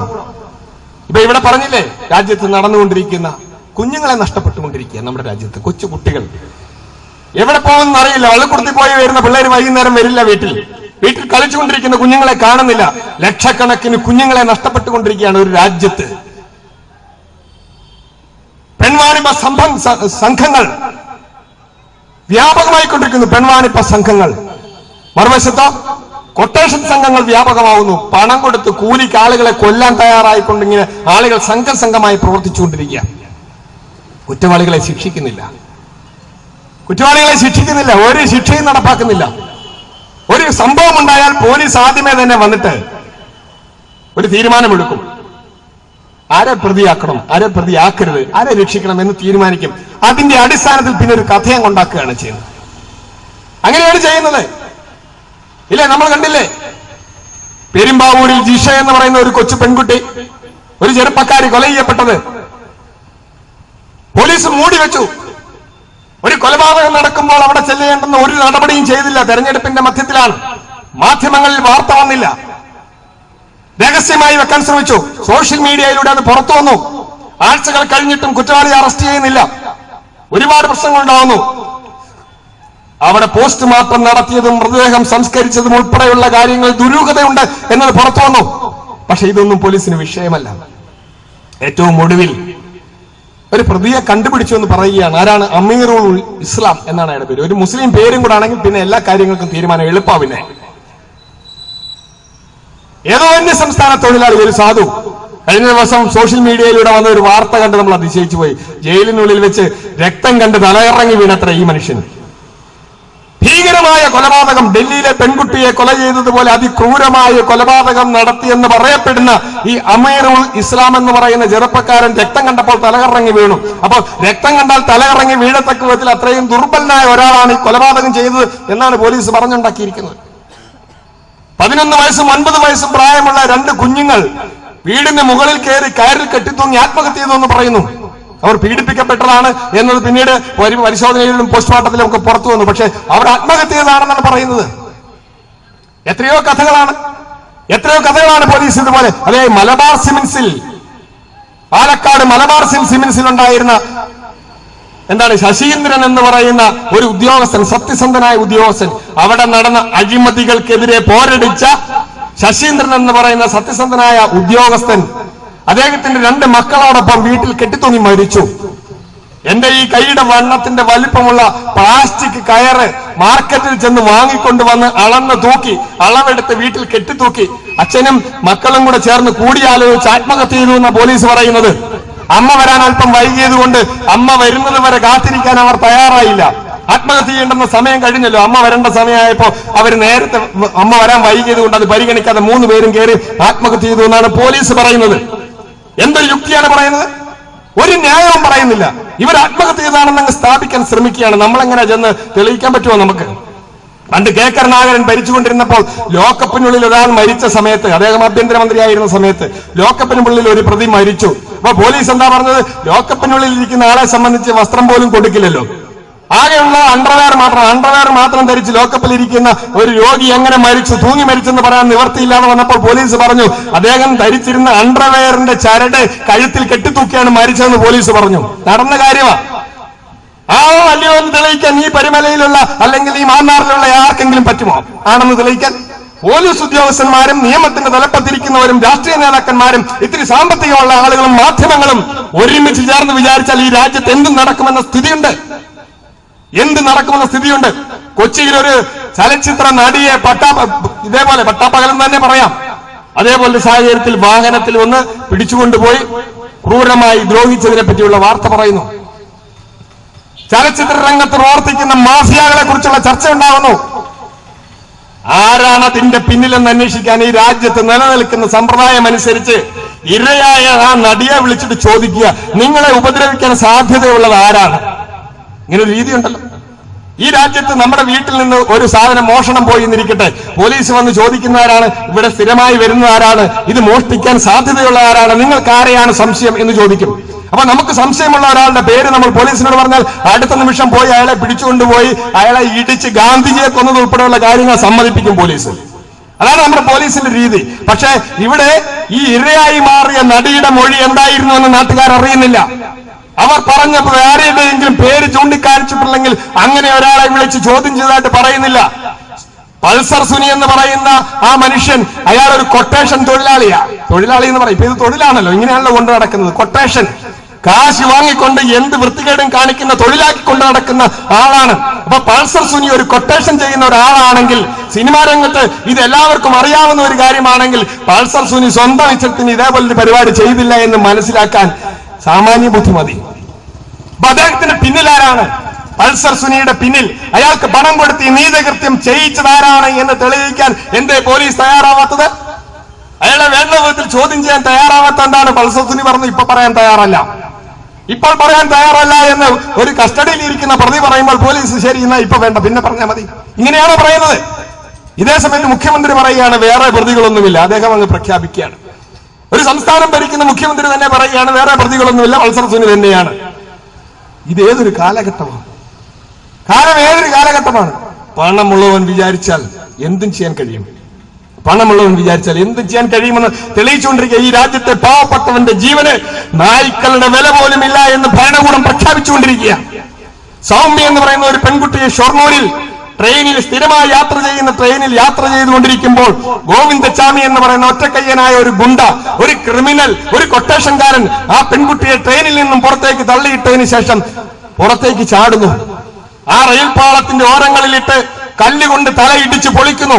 അതിനുശേഷം ആ പെൺകുട്ടിയെ ക്രൂരമായി ബലാത്സംഗം ചെയ്യുന്നു. വാർത്ത പുറത്തു വന്നു. കേരളം നടുങ്ങിയ സംഭവമാണ്. ഗോവിന്ദച്ചാമിയിൽ തുടങ്ങി ഗോവിന്ദച്ചാമിയിൽ അവസാനിച്ച ഒരു കഥ. അതിനുമപ്പുറത്തേക്ക് ഒരു അന്വേഷണവും പോയില്ല. ബലാത്സംഗം ചെയ്യാനാണ് ശ്രമിച്ചതെങ്കിൽ എന്തിനാണ് കല്ലുകൊണ്ട് ഇടിച്ചത്? എന്തിനാണ് കല്ലുകൊണ്ട് ഇടിച്ചത്? ഇടിച്ചു കൊല്ലാൻ ശ്രമിച്ചത് എന്തിനാണ്? അപ്പൊ കൊല്ലലായിരുന്നു ലക്ഷ്യം. ഇതൊക്കെ മനസ്സിലാക്കാൻ സാമാന്യ ബുദ്ധിമതി. കൊല്ലലായിരുന്നു ലക്ഷ്യം. അപ്പൊ കൊന്നത് എന്തിന് എന്ന് ചോദിച്ചാൽ അതിന്റെ പിന്നിൽ ലൈംഗികമായ ഒരു താല്പര്യം, ഒരു മോട്ടീവ് പറയണമെന്നതുകൊണ്ട് വളരെ ആസൂത്രിതമായി ഒരു ബലാത്സംഗം കൂടി അതോടൊപ്പം സംഘടിപ്പിക്കുകയാണ് ചെയ്തത്. ഈ ഗോവിന്ദച്ചാമി പോലീസിൽ അറസ്റ്റ് ചെയ്ത് ജയിലിലായപ്പോൾ ഗോവിന്ദച്ചാമിക്ക് വേണ്ടി ഇന്ത്യയിൽ ഏറ്റവും കൂടുതൽ പ്രതിഫലം വാങ്ങുന്ന വക്കീലന്മാർ എത്തുന്നു. തെരുവ് തണ്ടിയായി നടക്കുന്ന ഒരുവനെ രക്ഷിക്കാൻ വേണ്ടി ആരാണ് ഇതേപോലുള്ള വക്കീലന്മാരെ വിട്ട് സ്പോൺസർ ചെയ്യുന്നത്? ഗോവിന്ദച്ചാമിയെ രക്ഷിക്കുവാൻ വേണ്ടി ലക്ഷക്കണക്കിന് രൂപ മുടക്കുന്നവരാരാണ് എന്ന് അന്വേഷിക്കാൻ ഇവിടെ ഭരണകൂടം തയ്യാറായിട്ടില്ല. എന്താണ് അതിന്റെ പിന്നിലെ താല്പര്യം? ജയിലിനുള്ളിൽ കഴിയുന്ന ഗോവിന്ദച്ചാമിക്ക് സുഖസൗകര്യങ്ങൾ പോരാ. പത്രങ്ങളിൽ വാർത്ത വന്നാണ്, നമ്മൾ കണ്ടതാണ്. അദ്ദേഹത്തിന് മട്ടൻ ബിരിയാണി വേണം, ചിക്കൻ ബിരിയാണി വേണം, യഥേഷ്ടം വേണം. ജയിലിനുള്ളിൽ എനിക്ക് വേണ്ട രീതിയിൽ സുഖസൗകര്യമുള്ള ഭക്ഷണങ്ങൾ കിട്ടുന്നില്ല എന്ന് ഗോവിന്ദച്ചാമി പറയുമ്പോൾ ജയിലധികാരികൾ ഇങ്ങനെ തയ്യാറെടുത്ത് നിൽക്കുകയാണ് കൊടുക്കാൻ. കൊടുത്തില്ലേ? ഗോവിന്ദച്ചാമിയെ പോലുള്ള ക്രിമിനലുകൾ ജയിലിനുള്ളിൽ ആവശ്യങ്ങൾ ഉന്നയിക്കുമ്പോൾ പറഞ്ഞു തീരുന്നതിന് മുമ്പ് ഇതൊക്കെ സാധിച്ചു കൊടുക്കാൻ നമ്മുടെ ജയിലധികാരികൾ തയ്യാറാകുന്നതിന്റെ പിന്നിലെ താല്പര്യം എന്താണ്?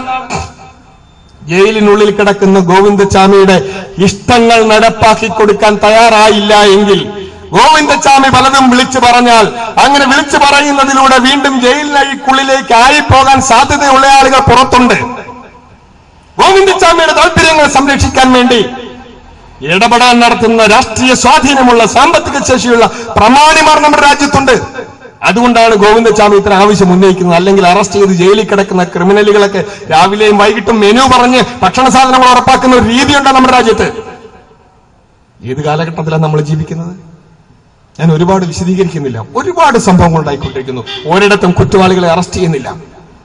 യഥാർത്ഥ കുറ്റവാളികൾ രക്ഷപ്പെട്ടുകൊണ്ടിരിക്കുന്നു. എല്ലാ സംഭവങ്ങളിലും രക്ഷപ്പെട്ടുകൊണ്ടിരിക്കുന്നു. അതുകൊണ്ടാണ് സംഭവങ്ങൾ ആവർത്തിക്കുന്നത്.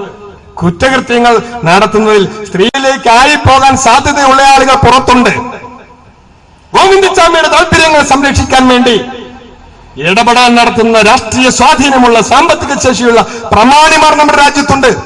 അതുകൊണ്ടാണ് ഗോവിന്ദച്ചാമി ഇത്ര ആവശ്യം ഉന്നയിക്കുന്നത്. അല്ലെങ്കിൽ അറസ്റ്റ് ചെയ്ത് ജയിലിൽ കിടക്കുന്ന ക്രിമിനലുകളൊക്കെ രാവിലെയും വൈകിട്ടും മെനു പറഞ്ഞ് ഭക്ഷണ സാധനങ്ങൾ ഉറപ്പാക്കുന്ന ഒരു രീതിയുണ്ട് നമ്മുടെ രാജ്യത്ത്. ഏത് കാലഘട്ടത്തിലാണ് നമ്മൾ ജീവിക്കുന്നത്?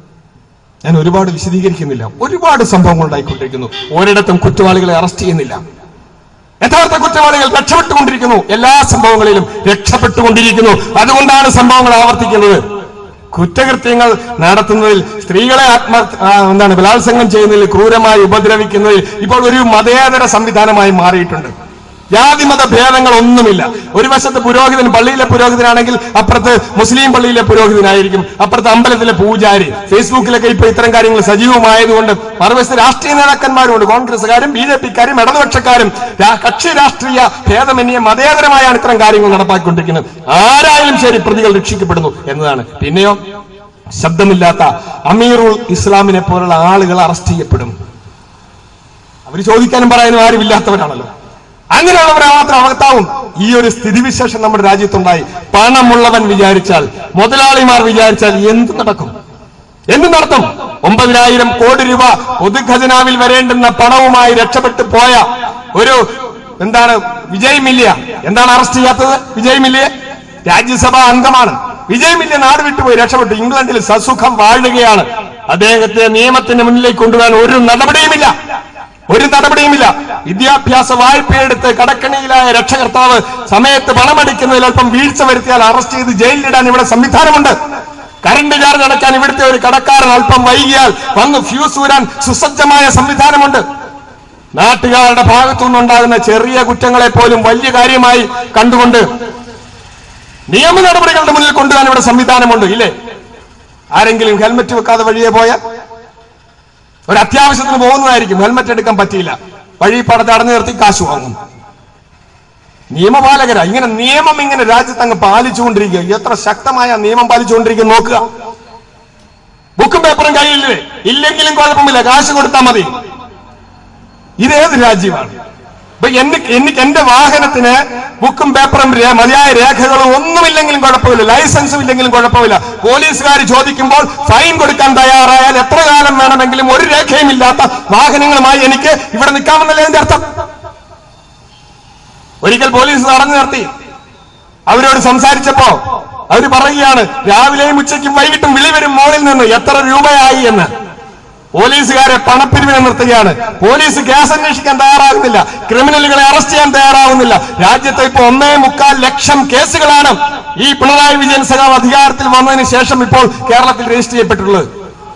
കുറ്റകൃത്യങ്ങളൊന്നും അറസ്റ്റ് ചെയ്യപ്പെടുന്നില്ല, പ്രതികളെ ശിക്ഷിക്കുന്നില്ല. പിന്നെ പോലീസ് വഴിയിൽ നിന്ന് യാത്ര ചെയ്യുന്ന ആളുകളെ തടഞ്ഞു നിർത്തി പണം പിരിക്കുന്ന ഒരു പരിപാടി, ഖജനാവിലേക്ക് കാശുണ്ടാക്കാൻ വേണ്ടിയുള്ള പണപ്പിരിവുകാരായി മാത്രം. കാരണം ഈ കാക്കി ഇട്ടുകൊണ്ട് നടത്തുന്ന ഏർപ്പാടായതുകൊണ്ട് നാട്ടുകാർ ഒട്ടുമിക്കവരും ചോദിച്ചാൽ പേടിച്ച് പൈസ കൊടുത്തിട്ട് പോകും, തരില്ല എന്ന് പറയില്ല. അപ്പോൾ ബ്ലാക്ക് മെയിലിംഗ് ആണ്, ഭീഷണിയാണ്. വഴിയിൽ നിന്നുകൊണ്ട് ഗുണ്ടകൾ പണപ്പിരിവ് നടത്തുന്നത് പോലെ പോലീസുകാർ ജനങ്ങളെ തടഞ്ഞു നിർത്തി പണം വാങ്ങിച്ചുകൊണ്ടിരിക്കുന്നു. രേഖകളില്ലാത്ത വാഹനങ്ങളുമായി പോകുന്നെങ്കിൽ ആ വാഹനം പിടിച്ചു വെക്കുകയോ അതല്ലെങ്കിൽ നിശ്ചിത സമയത്തിനുള്ളിൽ ആ രേഖ നിശ്ചിത സ്ഥാപനങ്ങളിൽ എത്തിക്കാനുള്ള നടപടി ഉണ്ടാവണം. രേഖകളില്ലാത്ത വാഹനങ്ങൾ രാജ്യത്ത് ഓടാൻ പാടില്ല, അതിന് നടപടി ഉണ്ടാകണം. പോലീസുകാർക്ക് പണം കൊടുത്ത് ഒരു റെസീറ്റും കൊടുത്തു കഴിഞ്ഞാൽ ഖജനാവിലേക്ക് കുറെ പണം എത്തുന്ന സംവിധാനം ഉണ്ടായി കഴിഞ്ഞാൽ ഏത് വാഹനവും രേഖയില്ലാതെ ഈ നാട്ടിൽ ഓടിക്കാമെന്ന സ്ഥിതിയുണ്ടെങ്കിൽ പോലീസിനെ വെച്ചുകൊണ്ട് ഈ പണപ്പിരിവ് നടത്തുന്ന ഏർപ്പാട് ശരിയല്ല. അതാണ് ചെയ്തുകൊണ്ടിരിക്കുന്നത്. ഞാൻ ഈ വിഷയം ഇവിടെ സൂചിപ്പിച്ചത് ഇത് വളരെ ഗൗരവമുള്ള വിഷയമായി. ഇപ്പോ ബൈക്കിന്റെ പുറകിലിരിക്കുന്ന ആളുകളും ഹെൽമറ്റ് വെക്കണമെന്ന് പറഞ്ഞ പുതിയ നിയമം കൊണ്ടുവരിക. ഈ പുറകിലിരിക്കുന്ന ആളുകളും കൈക്കുഞ്ഞുങ്ങൾ വരെ ഹെൽമറ്റ് വെക്കണമെന്ന് പറഞ്ഞു കൊണ്ടുവരും. കാരണം പണം വേണമെന്നതേ ഉള്ളൂ.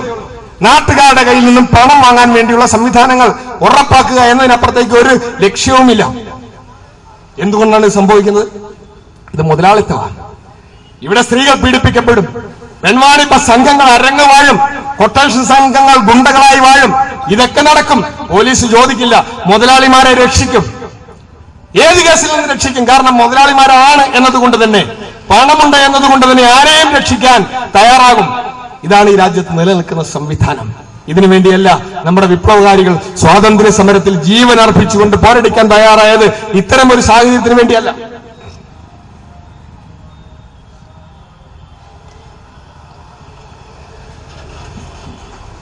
ദേശീയ പ്രസ്ഥാനത്തിൽ കൃത്യമായ ആദർശം മുൻനിർത്തിക്കൊണ്ട് പ്രവർത്തിച്ചിരുന്ന ഭഗത് സിംഗിനെ പോലുള്ള രക്തസാക്ഷികളെ നമ്മൾ സ്മരിക്കുമ്പോൾ വളരെ സുപ്രധാനമായ ചില വിഷയങ്ങൾ നമ്മൾ മനസ്സിലാക്കേണ്ടതുണ്ട്. ഭഗത് സിംഗ് മാർക്സിസത്തിൽ വിശ്വസിച്ചിരുന്ന ആളാണ്. ഭഗത് സിംഗ് സ്വാതന്ത്ര്യ സമരത്തിൽ ശക്തമായ പ്രക്ഷോഭം നടത്തിയ ആളാണ്. ഭഗത് സിംഗ് അടക്കമുള്ള ആളുകൾ. പക്ഷെ ഇന്ന് നമ്മുടെ രാജ്യത്തെ ഭരണാധികാരികൾ, നാടും ഭരിക്കുന്ന ആളുകൾ, സംഘപരിവാറുകാരുടെ ലിസ്റ്റിൽ ഭഗത് സിംഗ് രാജ്യദ്രോഹിയാണ്. RSSന്റെ സൈദ്ധാന്തിക ആചാര്യൻ ഗോൾവർക്കർ എഴുതിയിട്ടുണ്ട്, ഈ രാജ്യത്തിന്റെ ശത്രുക്കൾ എന്ന് പറയുന്നത് മുസ്ലിങ്ങളും ക്രിസ്ത്യാനികളും കമ്മ്യൂണിസ്റ്റുകാരുമാണ്. അത് വൈദേശിക ആശയങ്ങളാണ്. ഈ മാനദണ്ഡം വെച്ചുകൊണ്ടാണെങ്കിൽ ഭഗത് സിംഗ് രാജ്യദ്രോഹിയാണ്. പിന്നെയോ ഈ നാടിനു വേണ്ടി, സ്വാതന്ത്ര്യത്തിന് വേണ്ടി പോരടിച്ച മഹാന്മാരായ ഒട്ടുമിക്ക ആളുകളും ദേശദ്രോഹികളാണ് എന്ന് പറയേണ്ടി വരും. അതാണ് സിദ്ധാന്തം. രാജ്യസ്നേഹത്തിന് പുതിയ മാനദണ്ഡങ്ങൾ അവതരിപ്പിച്ചുകൊണ്ടിരിക്കുന്ന കാലത്ത് നമ്മൾ ഭഗത് സിംഗിനെ അനുസ്മരിക്കുമ്പോൾ, ദേശീയ പ്രസ്ഥാനത്തിലെ നേതാക്കന്മാരെ അനുസ്മരിക്കുമ്പോൾ നമ്മൾ തിരിച്ചറിയേണ്ട ഒരു കാര്യമുണ്ട്. എന്താണ് രാജ്യം? എന്താണ് രാജ്യസ്നേഹം? ഇത് തിരിച്ചറിയണ്ടേ? ഇവിടെ ഫാസിസത്തിന്റെ കടന്നുവരവിനെ കുറിച്ചുള്ള ആശങ്കകളോടെ സഖാക്കൾ സംസാരിച്ചു. ശരിയാണ്, മുതലാളിത്തം കൂടുതൽ കേന്ദ്രീകൃതമാകുന്നതിനനുസരിച്ച് അധികാരം കൂടുതൽ കേന്ദ്രീകരിക്കാനും ജനാധിപത്യം ഇല്ലാതാക്കാനും പരിശ്രമിച്ചുകൊണ്ടിരിക്കും. പക്ഷെ ഇന്ത്യ പോലെ ഒരു രാജ്യത്ത്, ഈ രാജ്യത്തെ ജനങ്ങളെ അങ്ങനെ അങ്ങ് അടിമകളാക്കി മാറ്റാൻ പറ്റൂല. ഈ രാജ്യത്തെ ജനങ്ങളെ അങ്ങനെ അങ്ങ് ഫാസിസത്തിന്റെ കീഴിലേക്ക് കൊണ്ടുപോകാൻ പറ്റില്ല. ഇത് ഭഗത് സിംഗും സുഭാഷ് ചന്ദ്രബോസും അടക്കമുള്ള വലിയ വിപ്ലവകാരികൾ ജനിച്ച മണ്ണാണ്. ഈ നാട്ടിലെ ജനങ്ങളുടെ രക്തത്തിൽ അങ്ങനെ ഒരു പോരാട്ടത്തിന്റെ സമരവീര്യം അലിഞ്ഞു ചേർന്നിട്ടുണ്ട്.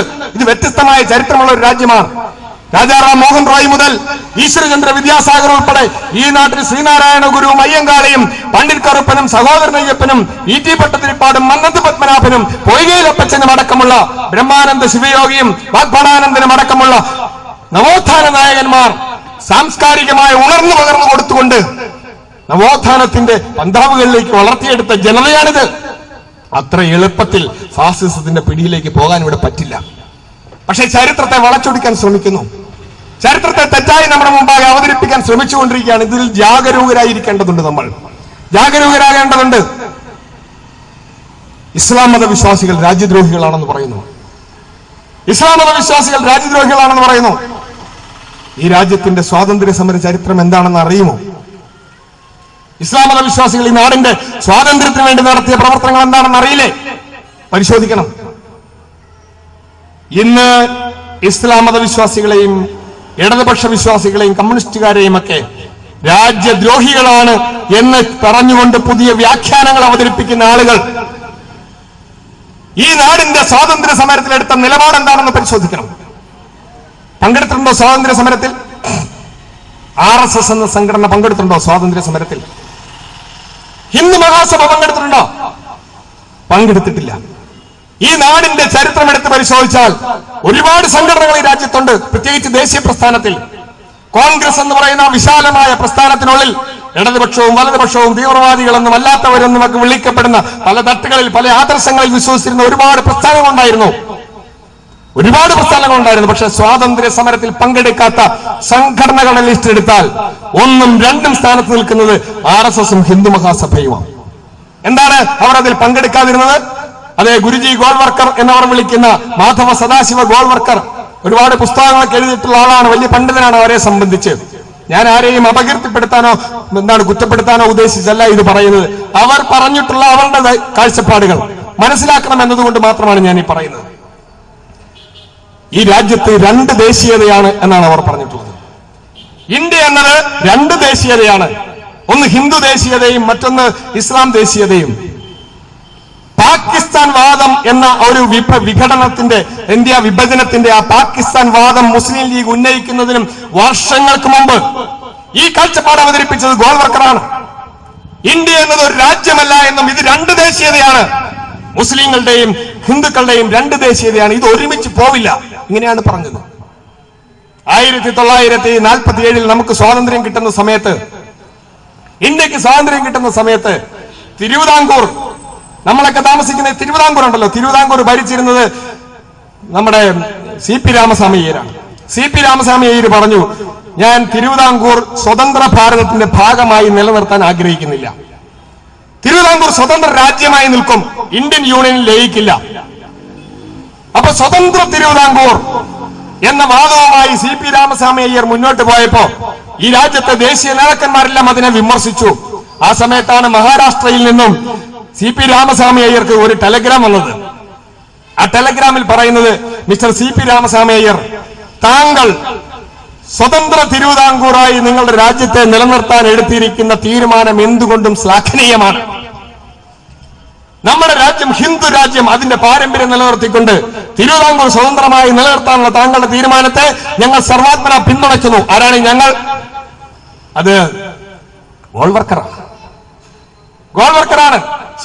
സവർക്കറാണ്. മഹാരാഷ്ട്രയിൽ സവർക്കർ, വീര സവർക്കർ എന്നവർ വിളിക്കുന്ന സവർക്കറാണ് ഈ മെസ്സേജ് അയച്ചത്. ഇന്ത്യയുടെ ഭാഗമാകേണ്ട എന്ന തിരുവിതാംകൂറിന്റെ തീരുമാനത്തെ പിന്തുണച്ച ഒരേ ഒരു പ്രസ്ഥാനം അത് ഈ സവർക്കറുടെ പ്രസ്ഥാനമാണ്, RSS ആണ്. ഇന്ത്യയുടെ ഭാഗമാകേണ്ട എന്ന് പറയുകയാണ്. നമുക്കറിയുമോ, 1952 ഈ നാട്ടിലെ കുട്ടികളെ പഠിപ്പിച്ചിരുന്ന ഒരു മലയാള പാഠപുസ്തകമുണ്ട്, എന്റെ കൈവശമുണ്ട് ആ പുസ്തകം. ആ മലയാള പാഠപുസ്തകം, അതിന്റെ പേര് ശ്രീചിത്ര പാഠാവലി എന്നാണ്.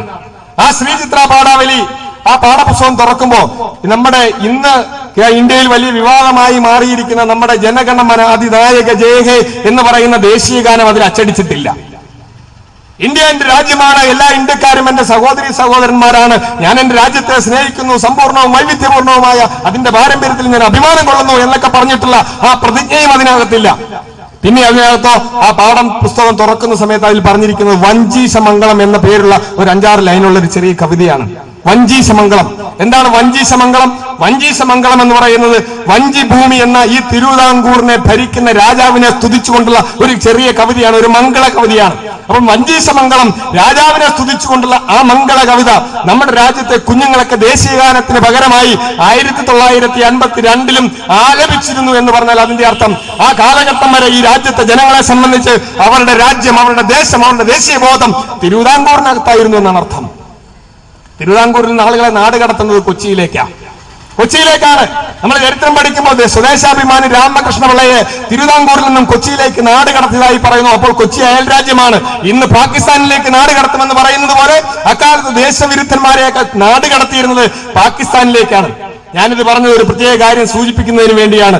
തിരുവിതാംകൂർ ഒരു രാജ്യം, കൊച്ചി ഒരു രാജ്യം, മലബാർ വേറൊരു രാജ്യം. തമിഴ്നാട്ടിലേക്ക് ചെന്നാൽ അവിടെയും 100 കണക്കിന് രാജ്യങ്ങൾ. ഇന്ത്യ എമ്പാടും നോക്കിയാൽ ആയിരക്കണക്കിന് രാജ്യങ്ങളുണ്ട്. ഇന്ത്യയിൽ ആയിരക്കണക്കിന് രാജ്യങ്ങളുണ്ട്.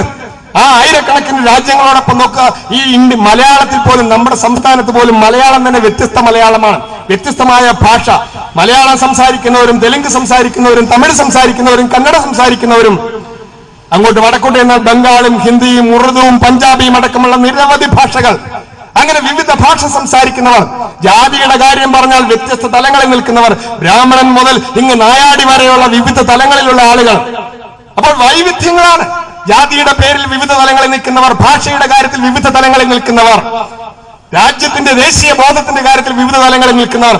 ഇങ്ങനെയുള്ള വൈവിധ്യങ്ങളുടെ ഒരു മഹാസഞ്ചയം, വിവിധ ഭാഷയും വിവിധ സംസ്കാരവുമുള്ള ആചാരങ്ങളുടെയും അനുഷ്ഠാനങ്ങളുടെയും തലങ്ങളിൽ 100 കണക്കായി വിവിധ തലങ്ങളിൽ നിൽക്കുന്ന ഈ രാജ്യത്തെ, ആയിരക്കണക്കിന് ലക്ഷക്കണക്കിന് വരുന്ന ഈ രാജ്യത്തെ അന്നത്തെ ജനങ്ങൾ, അങ്ങനെ ഒരു വലിയ മഹാസഞ്ചയമാണ് ഇന്ത്യ എന്നത്.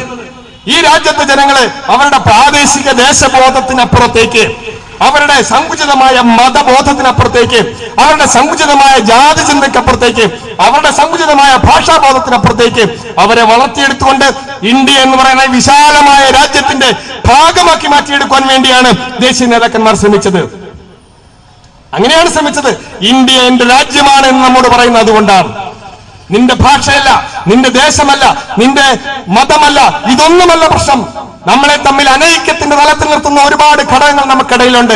പക്ഷെ നമ്മളെ ഒരുമിച്ച് നിർത്തുന്ന ഒരുപാട് ഘടകങ്ങൾ നമുക്കിടയിലുണ്ട് എന്ന് പറഞ്ഞുകൊണ്ട്, നാനാത്വത്തിൽ ഏകത്വമെന്നും വൈവിധ്യത്തിൽ ഏകത്വമെന്നും ഒക്കെ പറഞ്ഞുകൊണ്ട് നമ്മുടെ മനസ്സുകളെ ഒരുമിപ്പിച്ചെടുക്കുവാൻ, ഇന്ത്യക്കാരനെ സൃഷ്ടിക്കുവാൻ, ഹിന്ദു എന്നും ക്രിസ്ത്യാനി എന്നും മുസ്ലിം എന്ന പേരിൽ പല ജാതിയുടെയും മതത്തിന്റെയും പേരിൽ പല തട്ടുകളായി നിന്നിരുന്ന ആളുകളെ ഒരൊറ്റ ഇന്ത്യക്കാരനാക്കി മാറ്റിയെടുക്കുവാൻ വേണ്ടി നമ്മുടെ ദേശീയ നേതാക്കന്മാർ പരിശ്രമിച്ചിരുന്ന ആ കാലത്ത് പറയുകയാണ്, ഇന്ത്യ എന്നാൽ ഒരു രാജ്യമല്ല, ഇത് 2 ദേശീയതയാണ്, ഹിന്ദു ദേശീയതയും ഇസ്ലാം ദേശീയതയും. മതത്തെ അടിസ്ഥാനപ്പെടുത്തിക്കൊണ്ടുള്ള ദേശീയതയൊക്കെ അങ്ങ് പഴയ ഫ്യൂഡൽ കാലഘട്ടത്തിലാണ്. ആധുനിക കാലഘട്ടത്തിലെ ദേശസങ്കല്പങ്ങളൊന്നും മതത്തെ അടിസ്ഥാനപ്പെടുത്തിക്കൊണ്ടല്ല. മതത്തെ അടിസ്ഥാനപ്പെടുത്തിക്കൊണ്ട്, മതങ്ങൾ പഴയകാലത്തെ സങ്കല്പങ്ങളാണ്. പഴയകാലത്തെ മൂല്യബോധത്തിൽ നിന്നാണ്, ഫ്യൂഡൽ കാലഘട്ടത്തിലെ മൂല്യസങ്കല്പങ്ങളാണ് നമുക്കിടയിലുണ്ട്. പക്ഷെ നമ്മളെ ഒരുമിച്ച് നിർത്തുന്ന ഒരുപാട് ഘടകങ്ങൾ നമുക്കിടയിലുണ്ട് എന്ന് പറഞ്ഞുകൊണ്ട്, നാനാത്വത്തിൽ ഏകത്വമെന്നും വൈവിധ്യത്തിൽ ഏകത്വമെന്നും ഒക്കെ പറഞ്ഞുകൊണ്ട് നമ്മുടെ മനസ്സുകളെ ഒരുമിപ്പിച്ചെടുക്കുവാൻ, ഇന്ത്യക്കാരനെ സൃഷ്ടിക്കുവാൻ, ഹിന്ദു എന്നും ക്രിസ്ത്യാനി എന്നും മുസ്ലിം എന്ന പേരിൽ പല ജാതിയുടെയും മതത്തിന്റെയും പേരിൽ പല തട്ടുകളായി നിന്നിരുന്ന ആളുകളെ ഒരൊറ്റ ഇന്ത്യക്കാരനാക്കി മാറ്റിയെടുക്കുവാൻ വേണ്ടി നമ്മുടെ ദേശീയ നേതാക്കന്മാർ പരിശ്രമിച്ചിരുന്ന ആ കാലത്ത് പറയുകയാണ്, ഇന്ത്യ എന്നാൽ ഒരു രാജ്യമല്ല, ഇത് 2 ദേശീയതയാണ്, ഹിന്ദു ദേശീയതയും ഇസ്ലാം ദേശീയതയും. മതത്തെ അടിസ്ഥാനപ്പെടുത്തിക്കൊണ്ടുള്ള ദേശീയതയൊക്കെ അങ്ങ് പഴയ ഫ്യൂഡൽ കാലഘട്ടത്തിലാണ്. ആധുനിക കാലഘട്ടത്തിലെ ദേശസങ്കല്പങ്ങളൊന്നും മതത്തെ അടിസ്ഥാനപ്പെടുത്തിക്കൊണ്ടല്ല. മതത്തെ അടിസ്ഥാനപ്പെടുത്തിക്കൊണ്ട്, മതങ്ങൾ പഴയകാലത്തെ സങ്കല്പങ്ങളാണ്. പഴയകാലത്തെ മൂല്യബോധത്തിൽ നിന്നാണ്, ഫ്യൂഡൽ കാലഘട്ടത്തിലെ മൂല്യസങ്കല്പങ്ങളാണ് മതങ്ങളെ സൃഷ്ടിച്ചിട്ടുള്ളത്. അതുകൊണ്ട് തന്നെ മതങ്ങളുടെ ദർശനങ്ങൾ വെച്ചുകൊണ്ട് ആധുനിക കാലഘട്ടത്തിലെ ഒരു പ്രശ്നങ്ങളും പരിഹരിക്കാനും പറ്റൂല. അപ്പം മതദർശനങ്ങൾ, അപ്പം മതത്തെ അടിസ്ഥാനപ്പെടുത്തിക്കൊണ്ട് രാഷ്ട്രം എന്ന് പറഞ്ഞാൽ അതെങ്ങനെയാണ് ശരിയാകുന്നത്? മതത്തെ അടിസ്ഥാനപ്പെടുത്തിക്കൊണ്ട് രാഷ്ട്രം എന്ന് പറഞ്ഞാൽ, രാഷ്ട്രം എന്ന് പറയുന്ന ഒരു ആധുനിക പ്രതിഭാസമാണ്. അപ്പൊ മഹാഭാരതം എന്നൊക്കെ നമ്മൾ പറയും, അതൊരു കൃതിയുടെ പേരാണ്, ഒരു സാഹിത്യ സൃഷ്ടിയുടെ പേരാണ്. എന്ന് പറയുമ്പോഴും ഇന്ത്യ എന്ന് പറയുന്ന വിശാലമായ രാജ്യത്തെ ആകെ ഉൾക്കൊള്ളിച്ചുകൊണ്ടുള്ള ഒരു മഹാഭാരത സങ്കല്പമൊന്നുമില്ല. അങ്ങനെയൊന്നുമില്ല. ഒരുപാട് സ്ഥലങ്ങളുടെ പേര് പറയുന്നുണ്ട്. പല സ്ഥലങ്ങളുടെയും പേരുകൾ ഉണ്ടായത് ഈ കൃതിയിൽ പറഞ്ഞിരിക്കുന്ന പേരുകൾ സ്ഥലങ്ങൾക്കിടുകയാണ് ചെയ്തിരിക്കുന്നത്. അയോധ്യ എന്ന് പറയുന്ന ഒരു സ്ഥലപ്പേര് ഒരു കൃതിയിൽ വരികയും അത് വളരെ പോപ്പുലർ ആകുകയും ചെയ്തപ്പോൾ ഒരു രാജാവ് അദ്ദേഹത്തിന്റെ രാജ്യത്തിന്റെ തലസ്ഥാനത്തിന് അയോധ്യ എന്ന് പേരിടുന്നു. ഇങ്ങനെയാണ് പേരുണ്ടായിട്ടുള്ളത്, അല്ലാതെ ചരിത്ര ഗ്രന്ഥമല്ല. അങ്ങനെ ചരിത്രത്തിന്റെ ഒരു പിൻബലവും ഈ കൃതികൾക്കില്ല എന്നാണ് യാഥാർത്ഥ്യം. വിശ്വസിക്കുന്നവർ വിശ്വസിച്ചോട്ടെ. ഞാൻ പറഞ്ഞു വന്നത് വ്യത്യസ്തമായ ഒരു വിഷയമാണ്.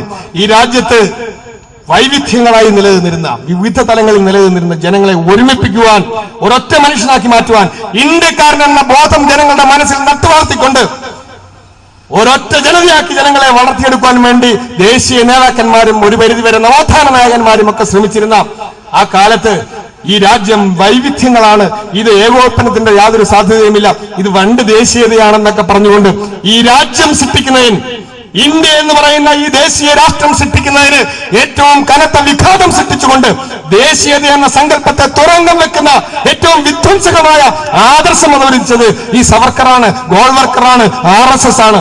നിഷേധിക്കാൻ പറ്റുമോ? അവരുടെ ദർശനങ്ങൾ പരിശോധിച്ച് നോക്കുക. ഞാൻ ആരെയും വിമർശിക്കാൻ വേണ്ടി പറയുന്നില്ല. വിചാരധാര നിങ്ങൾ വായിച്ചു നോക്കുക. ഞാൻ വായിച്ച പുസ്തകമാണ്, പതിറ്റാണ്ടുകൾക്ക് മുമ്പ് ഞാൻ വായിച്ച പുസ്തകമാണ്. V or our nationhood defined എന്ന് പറയുന്ന ഒരു പുസ്തകമുണ്ട്. ഇത്തരം കാഴ്ചപ്പാട് അതെ ഈ രാജ്യത്തെ ജനങ്ങളെ നോക്കിക്കൊണ്ട് ഗുരുജി ഗോൾവർക്കർ പറയുകയാണ്, Hindus we don't waste our energy fighting Britishers. ഹിന്ദുക്കളെ ബ്രിട്ടനെതിരെ യുദ്ധം ചെയ്ത് നമ്മുടെ എനർജി നമ്മൾ പാഴാക്കി കളയരുത്. ബ്രിട്ടനെതിരെ യുദ്ധം ചെയ്ത് നമ്മുടെ ഊർജ്ജം പാഴാക്കി കളയരുത്. നമ്മൾ യുദ്ധം ചെയ്യേണ്ടത് നമ്മുടെ രാജ്യത്തിന്റെ ആഭ്യന്തര ശത്രുക്കളായ മുസ്ലിങ്ങൾക്കും ക്രിസ്ത്യാനികൾക്കും കമ്മ്യൂണിസ്റ്റുകാർക്കും എതിരെയാണ് യുദ്ധം ചെയ്യേണ്ടത്. അങ്ങനെ പറയുമ്പോൾ ഭഗത് സിംഗിനെതിരെ യുദ്ധം ചെയ്യേണ്ടി വരും. മതേതരത്വത്തിന്റെ സങ്കല്പം അവതരിക്കുന്നവർക്കെതിരെ യുദ്ധം ചെയ്യേണ്ടി വരും. അങ്ങനെ പറഞ്ഞാൽ ശ്രീനാരായണ ഗുരുവിനെതിരെ RSSകാരന് യുദ്ധം ചെയ്യേണ്ടി വരും.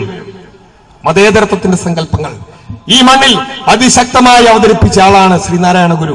1924 ആലുവയിലെ അദ്വൈതാശ്രമത്തിൽ ഇന്ത്യയിലെ ആദ്യത്തെ സർവമത സമ്മേളനം വിളിച്ചു കൂട്ടിക്കൊണ്ട് ശ്രീനാരായണ ഗുരുസ്വാമി അവതരിപ്പിച്ച ആശയം, അദ്ദേഹത്തിന്റെ ഏറ്റവും ഉറ്റ ശിഷ്യനായ സത്യവ്രത സ്വാമി ഗുരുവിന്റെ നിർദ്ദേശപ്രകാരം ഗുരു പറഞ്ഞുകൊടുത്ത ആശയങ്ങൾ ഉൾക്കൊള്ളിച്ചുകൊണ്ട് തയ്യാറാക്കിയ ഒരു രേഖയുണ്ട്. ആ സമ്മേളനത്തിൽ അദ്ദേഹം നടത്തിയ ആമുഖ പ്രഭാഷണം. ആ ആമുഖ പ്രഭാഷണത്തിൽ അത് വളരെ വിശദമായ രേഖയാണ്. നമ്മൾ വിശദമായി പഠിക്കേണ്ടുന്ന, വളരെ നന്നായി മനസ്സിലാക്കി വായിച്ച് പഠിക്കേണ്ടുന്ന, കൊച്ചുകുട്ടികളെ പറഞ്ഞ് പഠിപ്പിച്ചു കൊടുക്കേണ്ട ഒരു കൃതിയാണ്. ആ സർവമത സമ്മേളന സ്ഥലത്ത് സത്യവ്രത സ്വാമി അവതരിപ്പിച്ച രേഖ. ആ സത്യവ്രത സ്വാമി അവതരിപ്പിച്ച രേഖയിൽ ഒരു ഭാഗത്ത് പറയുകയാണ്, പുരോഹിതാധികാരവും രാജാധികാരവും ഏകത്ര ലയിച്ചിരുന്നത് ലോകമെമ്പാടുമുള്ള ജനസമുദായങ്ങൾക്കിടയിൽ ഒരുപാട് പ്രശ്നങ്ങൾ സൃഷ്ടിച്ചിട്ടുണ്ട്. പുരോഹിതാധികാരം എന്ന് പറയുന്നത് മതത്തിന്റെ അധികാരമാണ്. രാജാധികാരം എന്ന് പറയുന്നത് രാഷ്ട്രീയ അധികാരമാണ്. രാഷ്ട്രീയാധികാരവും പുരോഹിതാധികാരവും ഏകത്ര ലയിച്ചിരുന്നത്, ഒന്നായിരുന്നത് ലോകമെമ്പാടും മാനവ സമുദായത്തിന് ഒരുപാട് വിനാശങ്ങൾ വരുത്തിയിട്ടുണ്ട് എന്നതിനാൽ ആധുനിക രാഷ്ട്രമീമാംസാ ദർശനങ്ങളൊക്കെ തന്നെയും ഈ രണ്ട് അധികാരങ്ങളെയും തമ്മിൽ വേർപെടുത്തി, രാജാധികാരത്തെയും പുരോഹിതാധികാരത്തെയും എന്ന് പറഞ്ഞാൽ മതത്തെയും രാഷ്ട്രീയത്തെയും വേർപെടുത്തി. അങ്ങനെ മതത്തെയും രാഷ്ട്രീയത്തെയും വേർപെടുത്തിയത് വഴി ലോകമെമ്പാടും മാനവരാശിക്ക് ഒരുപാട് ഗുണങ്ങൾ ഉണ്ടായി എന്ന് ശ്രീനാരായണ ഗുരു പറയുന്നു. അപ്പം മതം രാഷ്ട്രീയത്തിൽ നിന്ന് മാറി നിൽക്കണമെന്ന് പറയുന്നു. മതം രാഷ്ട്രീയത്തിൽ നിന്ന് മാറി നിൽക്കുന്നതിനെയാണ് മതേതരത്വം എന്ന് പറയുന്നത്. അതിനെയാണ് മതേതരത്വം എന്ന് പറയുന്നത്. മതേതരത്തിന്റെ ആശയം ഏറ്റവും ഉജ്ജ്വലമായി അവതരിപ്പിച്ച ശ്രീനാരായണ ഗുരു അടക്കമുള്ള ഈ നാടിന്റെ നവോത്ഥാന നായകന്മാരൊക്കെ മതേതര കാഴ്ചപ്പാടുകൾ ഉയർത്തിപ്പിടിച്ചിട്ടുള്ളവരാണ്. ഇന്ന് ഇവരുടെയൊക്കെ പേര് പറഞ്ഞുകൊണ്ട് സംഘപരിവാറുകാരൻ ഈ രാജ്യത്ത് വർഗീയത വളർത്താൻ ശ്രമിക്കുകയാണ്. രാജ്യത്തെ പിളർത്തുവാൻ, നടുവെ വെട്ടിമുറിക്കുവാൻ, ജനങ്ങളെ പരസ്പരം ശത്രുക്കളാക്കുവാൻ പലതിന്റെയും പേര് പറഞ്ഞുകൊണ്ട് രാജ്യത്ത് സംഘർഷം സൃഷ്ടിക്കാൻ ശ്രമിച്ചുകൊണ്ടിരിക്കുന്നു. ഇത് മതത്തെ സംരക്ഷിക്കാനാണോ? ഹിന്ദു മതത്തെ സംരക്ഷിക്കാൻ ഹിന്ദു മതത്തിൽ എവിടെയെങ്കിലും പറയുന്നുണ്ടോ മറ്റു മതസ്ഥർക്കെതിരെ യുദ്ധം ചെയ്യണമെന്ന്? ലോക സമസ്ത സുഖിനോ ഭവന്തു, ലോകം മുഴുവൻ സുഖമായി ഭവിക്കട്ടെ എന്ന് പറയുന്ന ഒരു മതം, വിവിധ ആശയങ്ങൾ ഉൾക്കൊള്ളുന്ന ഒരു മതം ഇല്ലേ? വിവിധ ആശയങ്ങൾ, നിരീശ്വരവാദം ഉൾപ്പെടെയുള്ള ആദർശങ്ങൾ ഉൾക്കൊണ്ടിട്ടുള്ള ഒരു മതം, സാംഖ്യമതം, വൈശേഷിക മതം, കണാദ ദർശനം, ഇങ്ങനെ പല മതങ്ങൾ, ഒരുപാട് മതങ്ങൾ ഒരുമിച്ച് ചേരുന്നതാണ് ഹിന്ദു എന്ന് വിളിക്കപ്പെടുന്ന ഈ മതം. അങ്ങനെയുള്ള മതത്തിന്റെ സഹിഷ്ണുത വളരെ വിശാലമാണ്. അല്ലാതെ ഒരു ഏക മതം എന്ന ഒരു സങ്കല്പം, ഹിന്ദു മതം എന്ന് വിളിക്കപ്പെടുന്ന ഒരു മതം ഈ രാജ്യത്തുണ്ടായിരുന്നില്ല. ഇത് പറയുന്നതും ശ്രീനാരായണ ഗുരുവാണ്.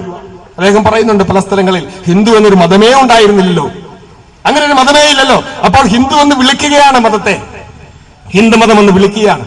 പല മതങ്ങൾ ചേരുന്നതാണ് ഹിന്ദുമതം എന്ന് വിളിക്കപ്പെടുന്ന ഈ കൂട്ടായ്മയെ. അപ്പൊ അങ്ങനെ ഒരു മതമില്ല. പക്ഷെ ഇന്ന് പറഞ്ഞു വരികയാണ് പുതിയ കാഴ്ചപ്പാട്. ഹിന്ദുത്വം എന്ന പേരിൽ, ഹിന്ദു മതം എന്ന പേരിൽ ഒരു മതമുണ്ടെന്ന് വളർത്തി തീർത്തുകൊണ്ട്, അതിന്റെ പേരിൽ വൈരം സൃഷ്ടിച്ചുകൊണ്ട്, അന്യമത വിദ്വേഷം പ്രചരിപ്പിച്ചുകൊണ്ട്, രാജ്യത്ത് സംഘർഷം സൃഷ്ടിച്ചുകൊണ്ട്, ധ്രുവീകരണം സൃഷ്ടിച്ചുകൊണ്ട് രാഷ്ട്രീയ നേട്ടമുണ്ടാക്കുവാൻ. എന്തിനാ നേട്ടമുണ്ടാക്കുന്നത്? അങ്ങനെ രാഷ്ട്രീയ നേട്ടമുണ്ടാക്കി കേന്ദ്രത്തിൽ അധികാരത്തിൽ വരിക, യോഗി ആദിത്യനാഥ് ഉൾപ്പെടെയുള്ള അറുപിന്തിരിപ്പൻ വർഗീയവാദികളെ അധികാരത്തിൽ കൊണ്ടുവരിക. ഇങ്ങനെ നാൾക്ക് നാൾ നിമിഷം പ്രതി വർഗീയ വിഷം ചീറ്റിക്കൊണ്ടിരിക്കും. മുസ്ലിങ്ങൾക്കെതിരെ പറയും, പശുക്കളുടെ കാര്യം പറയും, ജനങ്ങൾക്കെതിരെ പറയും, പല വിധത്തിലുള്ള വർഗീയ കാര്യങ്ങൾ പറയും. പറഞ്ഞുകൊണ്ടിരിക്കുക. കേരളത്തിൽ പോലും പറയുന്നില്ലേ, ഹിന്ദു ദേവാലയങ്ങളുടെ സമീപത്തുള്ള അന്യമത വിശ്വാസികളുടെ കടകൾ അടപ്പിക്കണം. എന്താ അത്യാവശ്യം? ഹിന്ദു വിശ്വാസികളുടെ, ഹിന്ദു ക്ഷേത്രങ്ങളുടെ സമീപത്തുള്ള അന്യമത വിശ്വാസികളുടെ കടകളൊക്കെ അടപ്പിക്കണം. പറഞ്ഞില്ലേ കുമ്മനം രാജശേഖരൻ? എനിക്ക് അദ്ദേഹത്തോട് ഒരു ബഹുമാനക്കുറവുമില്ല, ബിജെപിയുടെ സംസ്ഥാന അധ്യക്ഷൻ. പക്ഷെ പറഞ്ഞു.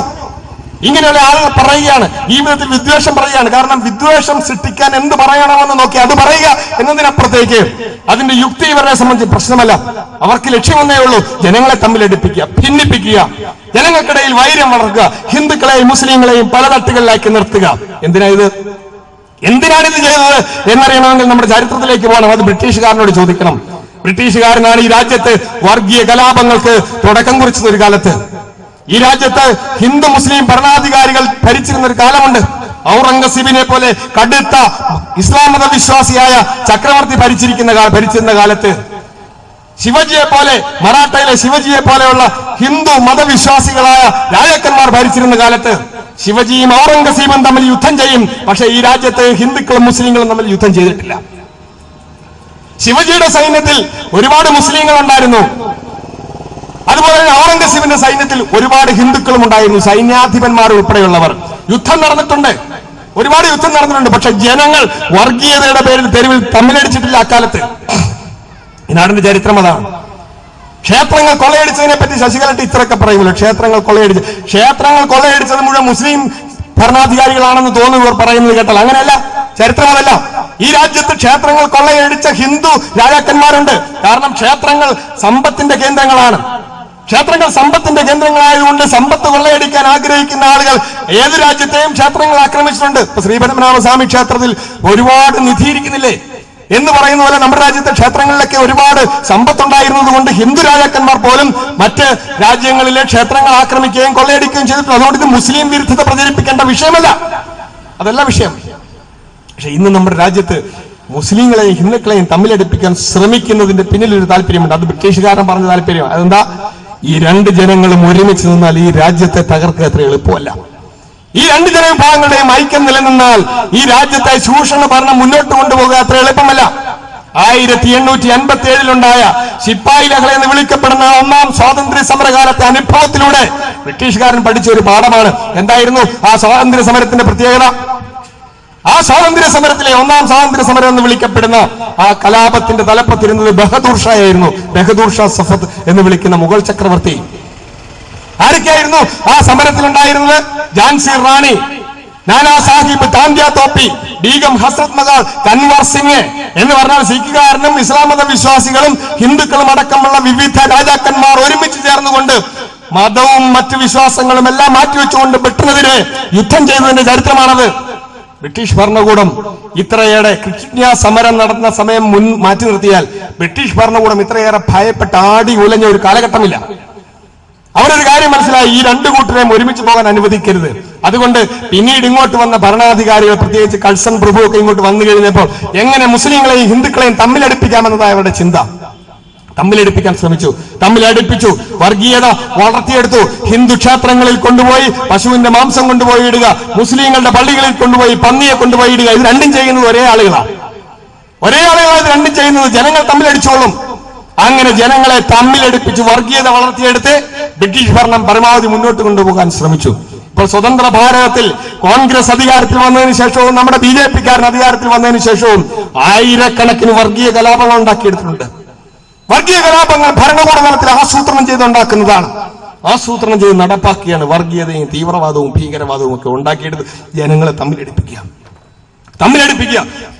മനസ്സുകളെ ശത്രുതയിലാക്കുക. മുസ്ലിം എന്ന് കേട്ടാൽ ദേശവിരുദ്ധനാണെന്ന് ചിന്തയുണ്ടാക്കുക. മുസ്ലിങ്ങൾക്കിടയിൽ ഹിന്ദുക്കൾ എന്ന് പറഞ്ഞാൽ തങ്ങളുടെ ശത്രുക്കൾ എന്ന ബോധം വളർത്തിയെടുക്കുക.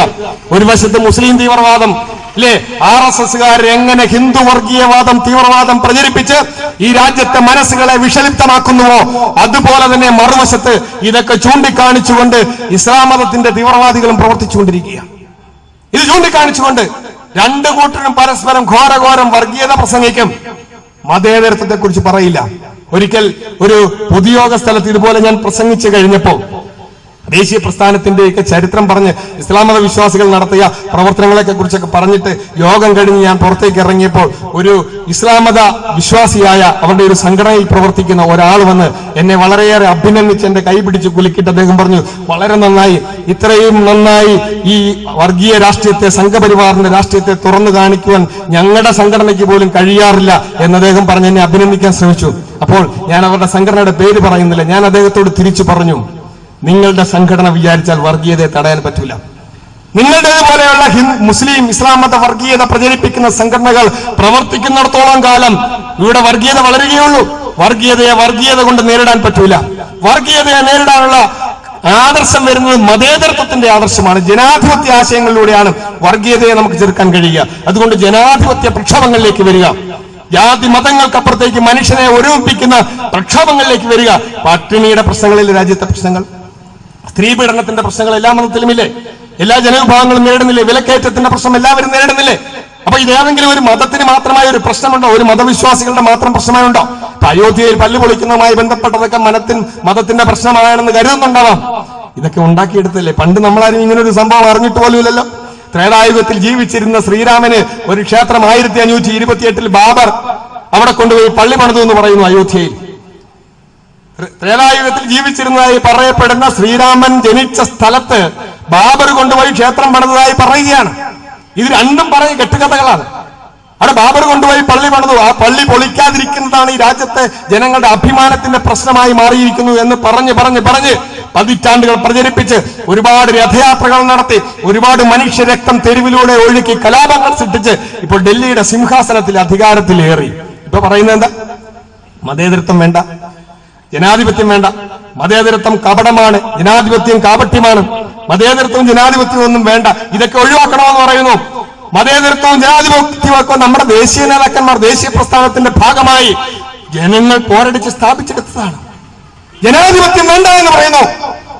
ആ ജനാധിപത്യം വേണ്ട എന്ന് പറയുന്ന ആളുകളാണ് കേന്ദ്രത്തിൽ അധികാരത്തിലിരിക്കുന്നത്. അവരുടെ മാതൃക നമ്മുടെ രാജ്യത്തിനുള്ളിൽ നിന്നുണ്ടായതല്ല. അവരുടെ മാതൃക ഇറ്റലിയിലാണ്. ഇല്ലേ, അവർ ഭാരതീയ പാരമ്പര്യത്തെ കുറിച്ച് പറയുന്നുണ്ട്. ഭാരതീയ പാരമ്പര്യം, ഈ നാടിന്റെ പാരമ്പര്യമാണ് അവരുടെ പാരമ്പര്യം എന്ന് അവർ പറയുന്നു. പക്ഷെ ഈ നാടിന്റെ പാരമ്പര്യവുമായി യാതൊരു ബന്ധവുമില്ല എന്നതാണ് യാഥാർത്ഥ്യം. അവരുടെ പാരമ്പര്യം ഇറ്റലിയിലാണ്, അവരുടെ പാരമ്പര്യം ജർമ്മനിയിലാണ്. മുസോളിനിയുടെ ശൈലിയിലാണ് അവർ സംഘടന ഉണ്ടാക്കിയത്, ഹിറ്റ്ലറുടെ ശൈലിയിലാണ് സംഘടന ഉണ്ടാക്കിയത്. ഏത് ആർഷഭാരതത്തിലാണ് കാക്കി നിക്കറും അല്ലെ കാക്കി പാന്റും ധരിച്ച് കുറുവടിയും കൊണ്ട് മാർച്ച് ചെയ്യുന്നത്? അവർ പറയുന്ന ഈ ഫിലോസഫി ഏത് ആർഷഭാരത കൃതികളിലാണുള്ളത്? ഈ രാജ്യത്തിന്റെ നവോത്ഥാന നായകന്മാരൊക്കെ നമ്മുടെ രാജ്യത്തെ ജനങ്ങളെ അകറ്റി നിർത്തിയിരുന്ന പഴയ സങ്കല്പങ്ങൾക്കെതിരെ പൊരുതിയവരാണ്, വർഗീയത വളർത്തുന്ന ആശയങ്ങൾക്കെതിരെ പൊരുതിയവരാണ്, മതഭ്രാന്തിനെതിരെ പോരടിച്ചവരാണ് നവോത്ഥാന നായകന്മാരെല്ലാവരും തന്നെ. അങ്ങനെയാണ് രാജ്യത്ത് ജനാധിപത്യം കൊണ്ടുവന്നത്, മതേതര ജനാധിപത്യ ബോധം കൊണ്ടുവന്നത്. ഇപ്പോൾ ജനാധിപത്യം വേണ്ട എന്ന് പറയുന്നു. ഹിറ്റ്ലറാണ് അവരുടെ ആചാര്യൻ. ഇതൊന്നും ഞാൻ പറയുന്നതല്ല, പറയുന്നു ഗുരുജി ഗോൾവക്കർ പറയുന്നുണ്ട്. ജർമ്മനിയിൽ ഹിറ്റ്ലറുടെ നേതൃത്വത്തിൽ നാസികൾ നടത്തുന്ന വംശശുദ്ധിയുടെ പ്രക്രിയ നമ്മൾ മാതൃകയാക്കേണ്ടതാണ്. ജർമ്മനിയിൽ നടക്കുന്ന വംശശുദ്ധി, ആര്യരക്തം, നീലരക്തമുള്ളവരെന്ന് അവകാശപ്പെടുന്ന ആര്യന്മാർ യഹൂദർക്കെതിരെ മറ്റ് ജനവിഭാഗങ്ങൾക്കെതിരെ യുദ്ധമഴിച്ചു വിട്ടുകൊണ്ട് അവിടെ നടത്തിയ വംശശുദ്ധീകരണം നമ്മൾ മാതൃകയാക്കേണ്ടതാണ് എന്ന് പറയുകയാണ്. എഴുതി വെച്ചിരിക്കുന്ന കാര്യമാണ് ഞാൻ പറയുന്നത്. അവരുടെ ദർശനം, അവരുടെ ഫിലോസഫിയാണ്. വിമർശിക്കാൻ പറയുമ്പോൾ നമ്മൾ രൂക്ഷമായി വിമർശിക്കും തോന്നും. സത്യത്തിൽ അവർ പറഞ്ഞിട്ടുള്ള കാര്യങ്ങളെല്ലാം നമ്മൾ അറിഞ്ഞാൽ ഞെട്ടിപ്പോകും. അത്രയും അപകടകരമായ ദർശനങ്ങളാണ് നമ്മളുടെ സമൂഹം ആർജിച്ചിരിക്കുന്ന മതേതര ജനാധിപത്യ സങ്കല്പങ്ങളെ എല്ലാം നിരാകരിക്കുന്ന ആശയങ്ങളാണ് അവതരിപ്പിച്ചിട്ടുള്ളത്. അങ്ങനെയുള്ള പ്രസ്ഥാനങ്ങൾ അധികാരത്തിലിരുന്ന് ഇന്ന് നാടിന്റെ മുഴുവൻ നന്മകളെയും ഇല്ലാതാക്കാൻ ശ്രമിക്കുകയാണ്. പറയുന്നതല്ല, പറയുന്നു ഗുരുജി ഗോൾവക്കർ പറയുന്നുണ്ട്. ജർമ്മനിയിൽ ഹിറ്റ്ലറുടെ നേതൃത്വത്തിൽ നാസികൾ നടത്തുന്ന വംശശുദ്ധിയുടെ പ്രക്രിയ നമ്മൾ മാതൃകയാക്കേണ്ടതാണ്.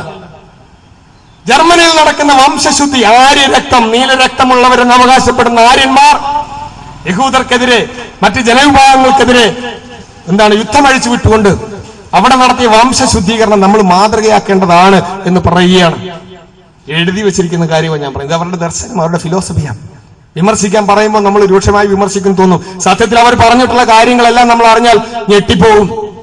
അത്രയും അപകടകരമായ ദർശനങ്ങളാണ് നമ്മളുടെ സമൂഹം ആർജിച്ചിരിക്കുന്ന മതേതര ജനാധിപത്യ സങ്കല്പങ്ങളെ എല്ലാം നിരാകരിക്കുന്ന ആശയങ്ങളാണ് അവതരിപ്പിച്ചിട്ടുള്ളത്. അങ്ങനെയുള്ള പ്രസ്ഥാനങ്ങൾ അധികാരത്തിലിരുന്ന് ഇന്ന് നാടിന്റെ മുഴുവൻ നന്മകളെയും ഇല്ലാതാക്കാൻ ശ്രമിക്കുകയാണ്. ഒരു കാര്യം കൂടെ പറഞ്ഞ് ഞാൻ ഈ പ്രസംഗം അവസാനിപ്പിക്കാം. ഇസ്ലാം മതവിശ്വാസികൾ ഈ രാജ്യത്ത് നടത്തിയ പ്രവർത്തനങ്ങൾ, ഈ നാടിന്റെ സ്വാതന്ത്ര്യത്തിന് വേണ്ടി നടത്തിയ പ്രവർത്തനങ്ങൾ നിസ്സാരമായി തള്ളിക്കളയേണ്ടതല്ല. മൗലാന ഹസ്രത്ത് മൊഹാനി എന്ന് പറയുന്ന ഒരു നേതാവുണ്ടായിരുന്നു. മൗലാന ഹസ്രത്ത് മൊഹാനി കമ്മ്യൂണിസ്റ്റ് വിശ്വാസിയായിരുന്നു. കോൺഗ്രസിൽ 1921 ഇന്ത്യൻ നാഷണൽ കോൺഗ്രസിന്റെ സമ്മേളന സ്ഥലത്ത് പൂർണ്ണ സ്വാതന്ത്ര്യം കോൺഗ്രസിന് ലക്ഷ്യമായി അംഗീകരിക്കണമെന്ന പ്രമേയം ആദ്യമായി അവതരിപ്പിച്ചത് മൗലാന ഹസ്രത്ത് മൊഹാനിയാണ്. സാരേ ജഹാൻ സെ അച്ഛ എന്ന് നമ്മൾ പറയുന്നില്ലേ? സാരേ ജഹാൻ സെ അച്ഛ ഹിന്ദുസ്ഥാൻ ഹമാര, ലോകത്തിലെ ഏറ്റവും ശ്രേഷ്ഠമായ രാജ്യമാണ് നമ്മുടെ ഹിന്ദുസ്ഥാൻ എന്ന് പറയുന്ന ആ കവിത രചിച്ചത് മുഹമ്മദ് ഇഖ്ബാൽ എന്ന് പറയുന്ന ഉറുദു ഭാഷയിൽ കവിത എഴുതുന്ന ആളാണ്. മുഹമ്മദ് ഇഖ്ബാൽ ഇസ്ലാം മതവിശ്വാസിയാണ്. എന്റെ ഭാരതമാണ് ലോകത്തിലെ ഏറ്റവും ശ്രേഷ്ഠമായ രാജ്യം എന്ന് കവിത എഴുതി ഇന്നും നമ്മളുടെ ദേശസ്നേഹത്തിന് വേണ്ടി നമ്മൾ പാടുന്ന പാട്ടാണിത്. സാരേ ജഹാൻ സെ അച്ഛ ഹിന്ദുസ്ഥാൻ ഹമാര. രാജ്യത്ത് ഇസ്ലാം മതവിശ്വാസികൾ നടത്തിയ പ്രവർത്തനങ്ങൾ അറിയുമോ? ഈ കേരളം, വലിയ സ്വാതന്ത്ര്യ സമരത്തിന്റെ ചരിത്രമൊന്നും നമ്മുടെ കേരളത്തിനില്ല. പക്ഷെ ഈ കേരളത്തിൽ നമ്മൾ എണ്ണപ്പെട്ട ചരിത്രം, സ്വാതന്ത്ര്യ സമരത്തിന്റെ ചരിത്രം എടുത്തു നോക്കിയാൽ അവിടെയൊക്കെ ധാരാളം ഇസ്ലാം മതവിശ്വാസികളെ നമുക്ക് കാണാൻ കഴിയും. തിരുവനന്തപുരത്ത് വക്കം സ്വദേശിയായ വക്കം അബ്ദുൽ ഖാദർ, അദ്ദേഹത്തിന്റെ ജന്മശതാബ്ദി വർഷമാണിത്. വക്കം അബ്ദുൽ ഖാദർ സെപ്റ്റംബർ 10-ാം തീയതിയാണ് അദ്ദേഹം തൂക്കിലേറ്റപ്പെട്ടത്.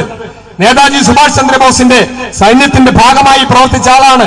ഇന്ത്യൻ ഇൻഡിപെൻഡൻസ് ലീഗിൽ പ്രവർത്തിച്ചുകൊണ്ട് അങ്ങ് മലയായിലും മലേഷ്യയിലും സിംഗപ്പൂരിലുമൊക്കെ നേതാജിയുടെ വലിയ മുന്നേറ്റങ്ങൾ നടന്ന ആ കാലത്ത് നേതാജിയുടെ പ്രസ്ഥാനത്തിന്റെ ഭാഗമായി പ്രവർത്തിച്ചിരുന്ന വക്കം അബ്ദുൽ ഖാദർ നേതാജിയെ ഇന്ത്യയിലേക്ക് അയച്ച 20 പേരടങ്ങുന്ന ചാരസംഘം, നേതാജിയുടെ സൈന്യം ഇന്ത്യയുടെ വടക്ക് കിഴക്കൻ അതിർത്തിയിലൂടെ ഇന്ത്യയിലേക്ക് മാർച്ച് ചെയ്തു വരുമ്പോൾ ഇന്ത്യയുടെ ഗ്രാമങ്ങൾ തോറും ജനങ്ങളെ സംഘടിപ്പിച്ചുകൊണ്ട് ജനകീയ പ്രക്ഷോഭം വളർത്തിയെടുക്കുക എന്ന ദൗത്യവുമായി കോഴിക്കോടിന്റെ കടപ്പുറത്ത് വന്നിറങ്ങിയ 5 പേരടങ്ങുന്ന സംഘത്തിന്റെ തലവനായിരുന്നു വക്കം അബ്ദുൽ ഖാദർ. 2 വർഷക്കാലം അദ്ദേഹത്തെ ജയിലിലിട്ട് അതിക്രൂരമായി പീഡിപ്പിച്ചതിനു ശേഷം ബ്രിട്ടീഷുകാർ തൂക്കിലെത്തി. പുഞ്ചിരിച്ചുകൊണ്ട് തൂക്കിലേറിയ വക്കം അബ്ദുൽ ഖാദർ, അദ്ദേഹത്തിന്റെ പിതാവിന് എഴുതിയൊരു കത്തുണ്ട്, ദേശസ്നേഹം തുടിച്ചു നിൽക്കുന്ന കത്ത്. ഈ നാടിനു വേണ്ടി രക്തസാക്ഷിയാകാൻ കഴിയുന്നത് എത്രയോ അഭിമാനകരമാണ് എന്ന് വിശ്വസിച്ചുകൊണ്ട് സ്വന്തം പിതാവിന് എഴുതിയ അദ്ദേഹത്തിന്റെ കത്ത് നമ്മൾ വായിക്കണം. കണ്ണ് നിറഞ്ഞു പോകും. ഏത് RSSകാരൻ വായിച്ചാലും കണ്ണ് നിറഞ്ഞു പോകും. അതേപോലെ ഹൃദയസ്പർശിയായി എഴുതിയിരിക്കുകയാണ്. എങ്ങനെയാണ് ഈ നാടിനെ സ്നേഹിച്ചിരുന്നത്? ഇങ്ങനെയുള്ള ആളുകൾ എങ്ങനെ സ്നേഹിച്ചിരുന്നു? അഷ്ഫാഖുള്ള ഖാൻ രാംപ്രസാദ് ബിസ്മിലിനോടൊപ്പം ഈ നാടിന്റെ സ്വാതന്ത്ര്യത്തിന് വേണ്ടി അങ്ങ് UP-യിൽ പ്രവർത്തിച്ചിരുന്ന ആളാണ് രാംപ്രസാദ് ബിസ്മിൽ.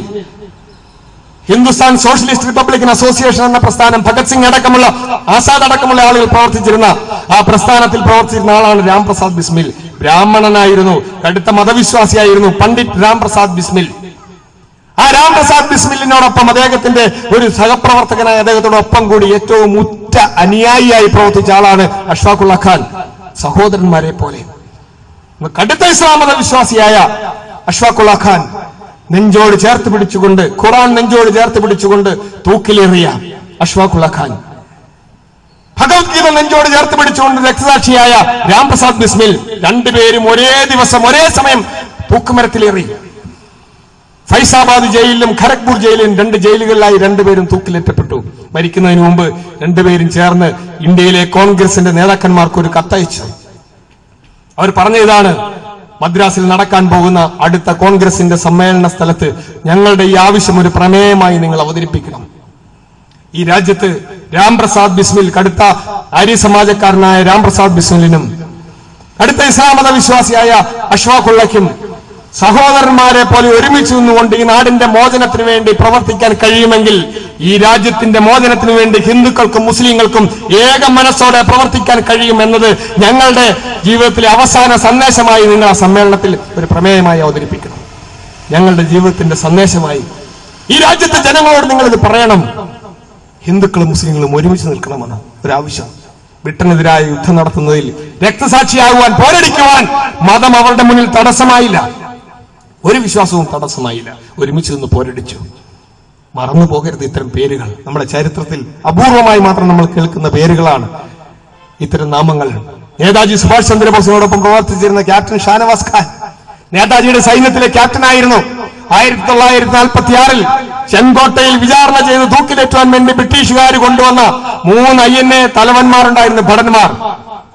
3 ഭടന്മാർ. ഒന്ന് ക്യാപ്റ്റൻ ഷാനവാസ് ഖാൻ, മറ്റേ ജനറൽ ധില്ലൻ, മറ്റൊന്ന് സൈഗാൾ. ഈ 3 പേരെയും കൊണ്ടുവന്നു തൂക്കിലേറ്റുവാൻ വേണ്ടി.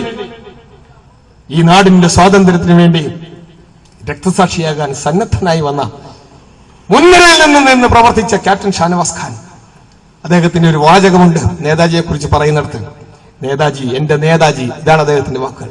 എന്റെ നേതാജി എന്നോട് ചോദിച്ചു, രാജാവിനോടോ രാജ്യത്തോടോ നിങ്ങൾക്ക് കൂറ്? രാജാവിനോടോ രാജ്യത്തോടോ കൂറ്?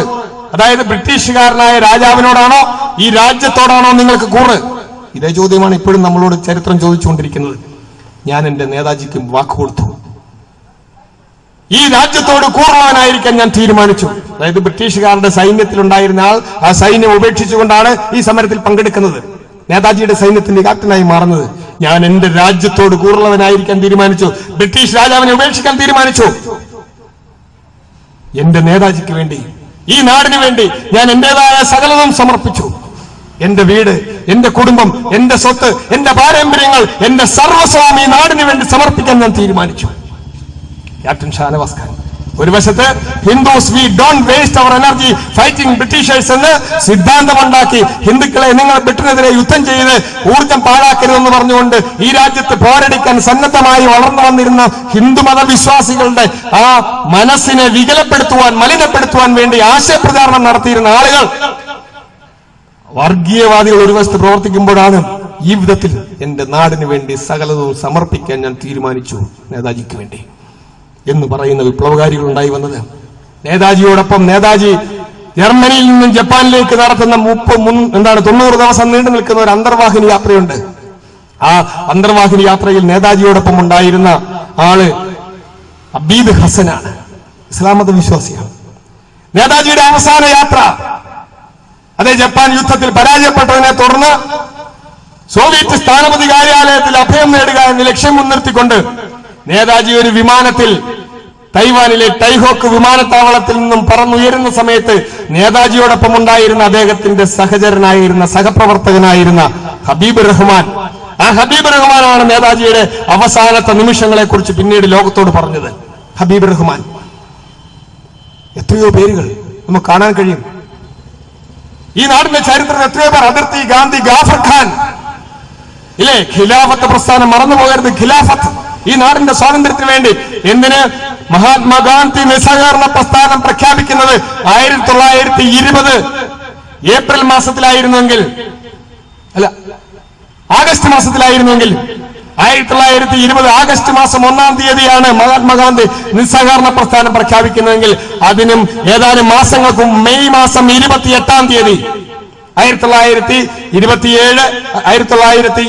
മെയ് മാസം 28-ാം തീയതി ബോംബെയിൽ ചേർന്ന ഖിലാഫത്ത് സമ്മേളനത്തിലാണ് ബ്രിട്ടീഷ് ഗവൺമെന്റിനോട് നിസ്സഹകരിക്കാനുള്ള തീരുമാനമുണ്ടാകുന്നത്. അതായത് നിസ്സഹകരണ പ്രസ്ഥാനം ഇന്ത്യയിൽ ആരംഭിക്കുന്നത് ഇസ്ലാം മതവിശ്വാസികളുടെ പ്രക്ഷോഭത്തിലൂടെയാണ്. നമ്മുടെ കേരളത്തിന്റെ ചരിത്രം പരിശോധിക്കുമ്പോൾ നോക്കുക, അങ്ങ് വടക്ക് മലബാറിൽ 1921-22 കാലയളവിൽ നടന്ന ബ്രിട്ടീഷ് വിരുദ്ധ പ്രക്ഷോഭം, മാപ്പിള ലഹള എന്ന് വിളിക്കും, ബ്രിട്ടനെതിരെ നടത്തിയ പോരാട്ടത്തിന്റെ വീരോചിതമായ ചരിത്രം, അവിസ്മരണീയമായ ചരിത്രമാണ് ഖിലാഫത്ത് പ്രസ്ഥാനത്തിന്റെ ചരിത്രം. തിരൂരിൽ നിന്നും പോത്തന്നൂരിലേക്ക് ഒരു വാഗണിൽ കയറ്റിക്കൊണ്ട് 100 കണക്കിന് ആളുകളെ കയറ്റിക്കൊണ്ടുപോയത് വാഗൺ ട്രാജഡി നമ്മൾ പാഠപുസ്തകത്തിൽ പഠിച്ചിട്ടുണ്ട്, ഇല്ലേ? ഒരിറ്റ് ജീവവായുവില്ലാതെ തിരൂരിൽ നിന്നും പോത്തന്നൂരിലേക്ക് ഒരു വാഗണിനുള്ളിൽ ചരക്ക് കൊണ്ടുപോകുന്ന ഒരു വാഗണിനുള്ളിൽ മനുഷ്യനെ അടച്ചുകൊണ്ട് നിഷ്ഠൂരമായ ബ്രിട്ടീഷ് ഭരണം, ഈ രാജ്യത്തെ ജനങ്ങളുടെ ജീവന് യാതൊരു വിലയും കൽപ്പിക്കാത്ത ബ്രിട്ടീഷ് ഭരണം, ആ ജനങ്ങളെ അതിനകത്ത് അടച്ച് അവിടെ ചെന്നപ്പോൾ അതിനുള്ളിലുണ്ടായിരുന്ന 99% ആളുകളും മരിച്ചു. 99% ആളുകളും അങ്ങേയറ്റം വേദന അനുഭവിച്ചു, നരക യാതന അനുഭവിച്ചു മരിച്ചു. ഇത്രയും ഭീകരമായ ഒരു ചരിത്രം ലോകത്ത് എവിടെയുണ്ട്?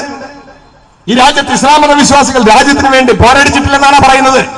നിങ്ങൾ നാട് വിട്ടു പോവുക പാകിസ്ഥാനിലേക്ക് എന്ന് ആക്രോശിക്കുമ്പോൾ ഈ രാജ്യത്ത് നിന്നുകൊണ്ട് ഇത് പറയാൻ ഹിന്ദുക്കൾക്ക് അവകാശമുണ്ട്. ഹിന്ദു മതവിശ്വാസികൾ ഒരുപാട് സ്വാതന്ത്ര്യ സമരത്തിൽ പങ്കെടുത്തിട്ടുണ്ട്, ഹിന്ദു മതവിശ്വാസികൾ. പക്ഷെ RSSകാരന് അതിന് അവകാശമില്ല. ഹിന്ദു മഹാസഭയ്ക്ക് അതിനുള്ള അവകാശമില്ല. ഈ നാടിന്റെ പാരമ്പര്യത്തെക്കുറിച്ച്, ഈ നാടിന്റെ ദേശീയ പ്രക്ഷോഭണത്തെക്കുറിച്ച് പറയാനുള്ള അവകാശമില്ല. ഭഗത് സിംഗിനെ പോലുള്ള വിപ്ലവകാരികളുടെ നാമം ഉച്ചരിക്കുവാൻ ഇങ്ങനെയുള്ള ആളുകൾക്ക് അവകാശമില്ല. നേതാജിയുടെ നാമം ഉച്ചരിക്കുവാൻ ഈ കൂട്ടർക്ക് അവകാശമില്ല. രാംപ്രസാദ് ബിസ്മിലിന്റെയും അഷാഖുല്ല ഖാന്റെയും ചരിത്രം ഉച്ചരിക്കാൻ അവർക്ക് അവകാശമില്ല. ഉദ്രാം ബോസിന്റെയും ഉത്തം സിംഗിന്റെയും ചരിത്രം ഉച്ചരിക്കാൻ ഇവർക്ക് അവകാശമില്ല. എത്രയോ നേതാക്കന്മാർ. ഈ രാജ്യത്തെ ജനങ്ങൾ മുഴുവൻ സ്വാതന്ത്ര്യം ഒരു മന്ത്രമെന്ന നിലയിൽ സ്വന്തം സിരകളിൽ കൊണ്ടു നടന്നിരുന്ന കാലത്ത് അതേപ്പറ്റി ചിന്തിച്ചില്ല എന്ന് മാത്രമല്ല, സ്വാതന്ത്ര്യ സമരത്തിൽ പങ്കെടുക്കരുത് എന്ന് ആഹ്വാനം നടത്തി സിദ്ധാന്തമുണ്ടാക്കി പ്രചരിപ്പിച്ച് ഈ നാടിന്റെ ദേശീയൈക്യത്തെ ഏറ്റവും ഏറെ തുരങ്കം വെക്കുന്ന പ്രവർത്തനം നടത്തിയ ആളുകൾ നിന്നിട്ട് പറയുകയാണ് ഞങ്ങളാണ് ദേശസ്നേഹികൾ. അത് പറയുന്നതിന്റെ പിൻബലം ഈ രാജ്യത്തെ ജനങ്ങൾക്ക് ഈ നാടിന്റെ ചരിത്രം അറിയില്ല എന്നതുകൊണ്ടാണ്. ഈ നാടിന്റെ ചരിത്രം ഈ രാജ്യത്തെ ജനങ്ങൾക്കറിയാമെങ്കിൽ ഇങ്ങനെ പറയാൻ ഒരാളുടെ നാവ് പൊങ്ങുമായിരുന്നില്ല. സ്വാതന്ത്ര്യ സമരകാലത്ത് തന്നെ സ്വാതന്ത്ര്യത്തിനെതിരെ പ്രവർത്തിച്ചിരുന്ന ആളുകൾ, ഈ രാജ്യത്തിന്റെ ഐക്യത്തിനെതിരെ അക്കാലം മുതലേ ഇന്ന് വരെ പ്രവർത്തിച്ചിരുന്ന ആളുകൾ, ഇന്ന് അവർക്ക് കൂടുതൽ ഉച്ചത്തിൽ പറയാനുള്ള അവസരം വന്നിരിക്കുന്നു. വർഗീയത പ്രചരിപ്പിച്ച്, വർഗീയ അന്ധത സൃഷ്ടിച്ച്, തെരഞ്ഞെടുപ്പ് കൃത്രിമങ്ങളിലൂടെയും അല്ലാതെയും ഒക്കെ അവർ അധികാരത്തിൽ വന്ന് മുതലാളിമാർക്ക് വേണ്ടി ഭരിച്ചുകൊണ്ടിരിക്കുക. മുതലാളിമാർക്ക് വേണ്ടി രാജ്യത്ത് നടത്തുന്ന അതിക്രൂരമായ ചൂഷണ ഭരണം നിലനിൽക്കണമെങ്കിൽ ഈ രാജ്യത്തെ ജനങ്ങളെ തമ്മിലടിപ്പിക്കണം. ഹിന്ദു എന്നും മുസ്ലിം എന്നും ക്രിസ്ത്യാനി എന്നും പഴശ്ശി എന്നും ഒക്കെ പറഞ്ഞ് ജനങ്ങളെ തമ്മിലടിപ്പിക്കണം. അതിനുവേണ്ടിയുള്ള തന്ത്രങ്ങളാണ്, അതല്ലാതെ മതത്തെ സംരക്ഷിക്കാൻ വേണ്ടിയല്ല. ഇങ്ങനെ ഒരു മതത്തെയും സംരക്ഷിക്കാൻ പറ്റില്ല. ജനങ്ങളെ തമ്മിലടിപ്പിച്ച് ഭരിക്കുന്ന ആളുകൾക്ക്, മുതലാളി വർഗത്തിന് അവരുടെ വ്യവസ്ഥിതിക്ക് ആയുസ് നീട്ടിക്കൊടുക്കുക എന്ന ലക്ഷ്യമാണ് ഇതിന്റെ പിന്നിലുള്ളത്. ഇത് മുതലാളിത്തത്തിന്റെ തന്ത്രമാണ്. ഇവർ ഹിന്ദു മതത്തിന്റെ ആളുകളല്ല, ഇവർ മുതലാളിത്തത്തിന്റെ ആളുകളാണ്. ഇത് ചൂഷണ വ്യവസ്ഥിതിയുടെ ആളുകളാണ്. ഇതാണ് തിരിച്ചറിയേണ്ടത്. നമ്മളെ പറ്റിക്കാൻ വേണ്ടി പറയുന്നതാണ് ബാക്കി കാര്യങ്ങളെല്ലാം. മതത്തിന്റെ ഭാഷയിൽ സംസാരിക്കാൻ നമ്മളെ പറ്റിക്കാൻ വേണ്ടിയാണ് പറയുന്നത്. ഇത് വഞ്ചിക്കാൻ വേണ്ടി പറയുന്നതാണ്. ഇത് തിരിച്ചറിയണം. ഭഗത് സിംഗിന്റെ രക്തസാക്ഷിത്വത്തെ സ്മരിക്കുന്ന ഈ നിമിഷത്തിൽ ഭഗത് സിംഗിനെ പോലെയുള്ള വിപ്ലവകാരികൾ, ഇടതുപക്ഷ രാഷ്ട്രീയം, കമ്മ്യൂണിസ്റ്റ് രാഷ്ട്രീയം, മാർക്സിസം ഉയർത്തിപ്പിടിച്ചിരുന്ന ആളുകളെ സ്മരിക്കുമ്പോൾ കമ്മ്യൂണിസ്റ്റുകൾ ദേശദ്രോഹികളാണെന്ന് പറയുമ്പോൾ ഭഗത് സിംഗ് ഉൾപ്പെടെയുള്ള ആളുകളെ ദേശദ്രോഹികളായി ചരിത്രത്തിൽ ചിത്രീകരിക്കാൻ യാതൊരു മടിയുമില്ലാത്ത ആളുകളാണ് ഇവർ എന്ന് തിരിച്ചറിയണം. അതുകൊണ്ട് നമ്മുടെ പാത ഭഗത് സിംഗിന്റെ പാതയാണ്. ഭഗത് സിംഗിന്റെ മാർഗമാണ് നമ്മുടെ മാർഗം. ചൂഷണമില്ലാത്ത ഒരു സമൂഹം സൃഷ്ടിക്കുന്നത് വരെ ഈ പോരാട്ടം തുടരും. എന്റെ ജീവിതം നിങ്ങൾക്ക് എടുക്കാൻ കഴിഞ്ഞേക്കാം, എന്റെ ജീവൻ എടുക്കാൻ കഴിഞ്ഞേക്കാം. പക്ഷേ എന്റെ മരണം കൊണ്ട് അവസാനിക്കുന്നതല്ല ഞാൻ തുടങ്ങി വെച്ച ഈ പ്രവർത്തനങ്ങൾ. എന്റെ മരണം കൊണ്ട് അവസാനിക്കുന്നതല്ല. നിന്റെ മൃതദേഹത്തിൽ നിന്നും മാതൃഭൂമിയുടെ ഗന്ധം പ്രസരിച്ചുകൊണ്ടിരിക്കും. ഭഗത് സിംഗിന്റെ വാക്കുകളാണ്. എന്റെ മൃതദേഹത്തിൽ നിന്നും മാതൃഭൂമിയുടെ ഗന്ധം പ്രസരിച്ചുകൊണ്ടിരിക്കും. അതെ, ഭഗത് സിംഗ് എന്ന നാമം ഈ നിമിഷവും ഈ രാജ്യത്തെ ജനങ്ങൾക്ക്, ചെറുപ്പക്കാർക്ക് ആവേശമാണ്. അനീതിക്കെതിരായ പോരാട്ടത്തിന്റെ ആവേശമായി ഇന്ന് നിലനിൽക്കുകയാണ് ഭഗത് സിംഗ്. ബോംബിനെ ആരാധിക്കുന്നവൻ, തീവ്രവാദി, ഭീകര പ്രവർത്തകൻ എന്നൊക്കെ വിളിച്ചൊരു കാലത്ത് ആക്ഷേപിച്ചിരുന്ന ഭഗത് സിംഗിനെ ചരിത്രത്തിൽ നിന്ന് ഇല്ലാതാക്കുവാൻ ഇന്നും കഴിഞ്ഞിട്ടില്ല. മുതലാളിത്ത ചൂഷണ വ്യവസ്ഥ നിലനിൽക്കുന്ന കാലത്തോളം അതിനുമപ്പുറത്തേക്കും ഭഗത് സിംഗിന്റെ ആദർശങ്ങൾ മുന്നോട്ട് പോയേ മതിയാവൂ. അത് കൊണ്ടുപോകാൻ നമുക്ക് കഴിയും. നമ്മുടെ സംഘടന CPI കമ്മ്യൂണിസ്റ്റ് പാർട്ടി, നമ്മുടെ യുവജന സംഘടന all India democratic youth organisation Bhagat സിംഗിന്റെയും രാജ്ഗുരുവിന്റെയും സുഖദേവിന്റെയും രക്തസാക്ഷി ദിനമായ ഇന്ന് ഇന്ത്യയെമ്പാടും ഇത്തരത്തിലുള്ള പ്രചാരണ പ്രവർത്തനങ്ങൾ നടത്തിക്കൊണ്ടിരിക്കുകയാണ്, ആചരണ പ്രവർത്തനങ്ങൾ നടത്തിക്കൊണ്ടിരിക്കുകയാണ്. ഇന്നലെയും ഇത്തരം യോഗങ്ങൾ ഉണ്ടായിരുന്നു, നാളെയും ഉണ്ട്. ഈ ആഴ്ചയിലൊക്കെ തന്നെ പല പ്രദേശങ്ങളിൽ ഇത്തരം യോഗങ്ങൾ നടക്കും. എന്താണ് ഭഗത് സിംഗിന്റെ വിപ്ലവ പ്രവർത്തനങ്ങൾ നമുക്ക് നൽകുന്ന സന്ദേശമെന്ന് ഈ രാജ്യത്തെ ചെറുപ്പക്കാരെ പറഞ്ഞു പഠിപ്പിക്കാൻ, മദ്യത്തിനും മയക്കുമരുന്നിനും അടിമകളാക്കിക്കൊണ്ട്, സ്ത്രീ പീഡകന്മാരായി മാറിക്കൊണ്ട്, കൊട്ടേഷൻ ഗുണ്ടകളായി മാറിക്കൊണ്ട്, സ്വയം തിരിച്ചറിയാനാവാതെ ഇല്ലാതായിക്കൊണ്ടിരിക്കുന്ന പുതിയ യുവത്വത്തിന്റെ ആ പ്രവണതകളെ മാറ്റിക്കൊണ്ട് സമൂഹത്തിന്റെ നന്മകൾ തിരിച്ചു പിടിക്കുക എന്ന ലക്ഷ്യം മുൻനിർത്തിക്കൊണ്ടാണ് നമ്മൾ ഈ പ്രവർത്തനം നടത്തുന്നത്. ഈ യോഗം ഇവിടെ സംഘടിപ്പിച്ച AIDYOയുടെ ആലപ്പുഴ ജില്ലാ കമ്മിറ്റിയുടെ സഖാക്കളെയും മാന്നാർ ലോക്കൽ കമ്മിറ്റിയിലെ സഖാക്കളെയും പാർട്ടി SUC കമ്മ്യൂണിസ്റ്റ് പാർട്ടിയുടെ ലോക്കൽ കമ്മിറ്റിയിലെ സഖാക്കളെയും അഭിനന്ദിച്ചുകൊണ്ട് എന്റെ വാക്കുകൾ ശ്രമിച്ച് ഏവർക്കും നന്ദി രേഖപ്പെടുത്തിക്കൊണ്ട് നിർത്തുകയാണ്. ഇൻക്ലാബ് സിന്ദാബാദ്. ഭഗത് സിംഗ് നീണാൾ വാഴട്ടെ.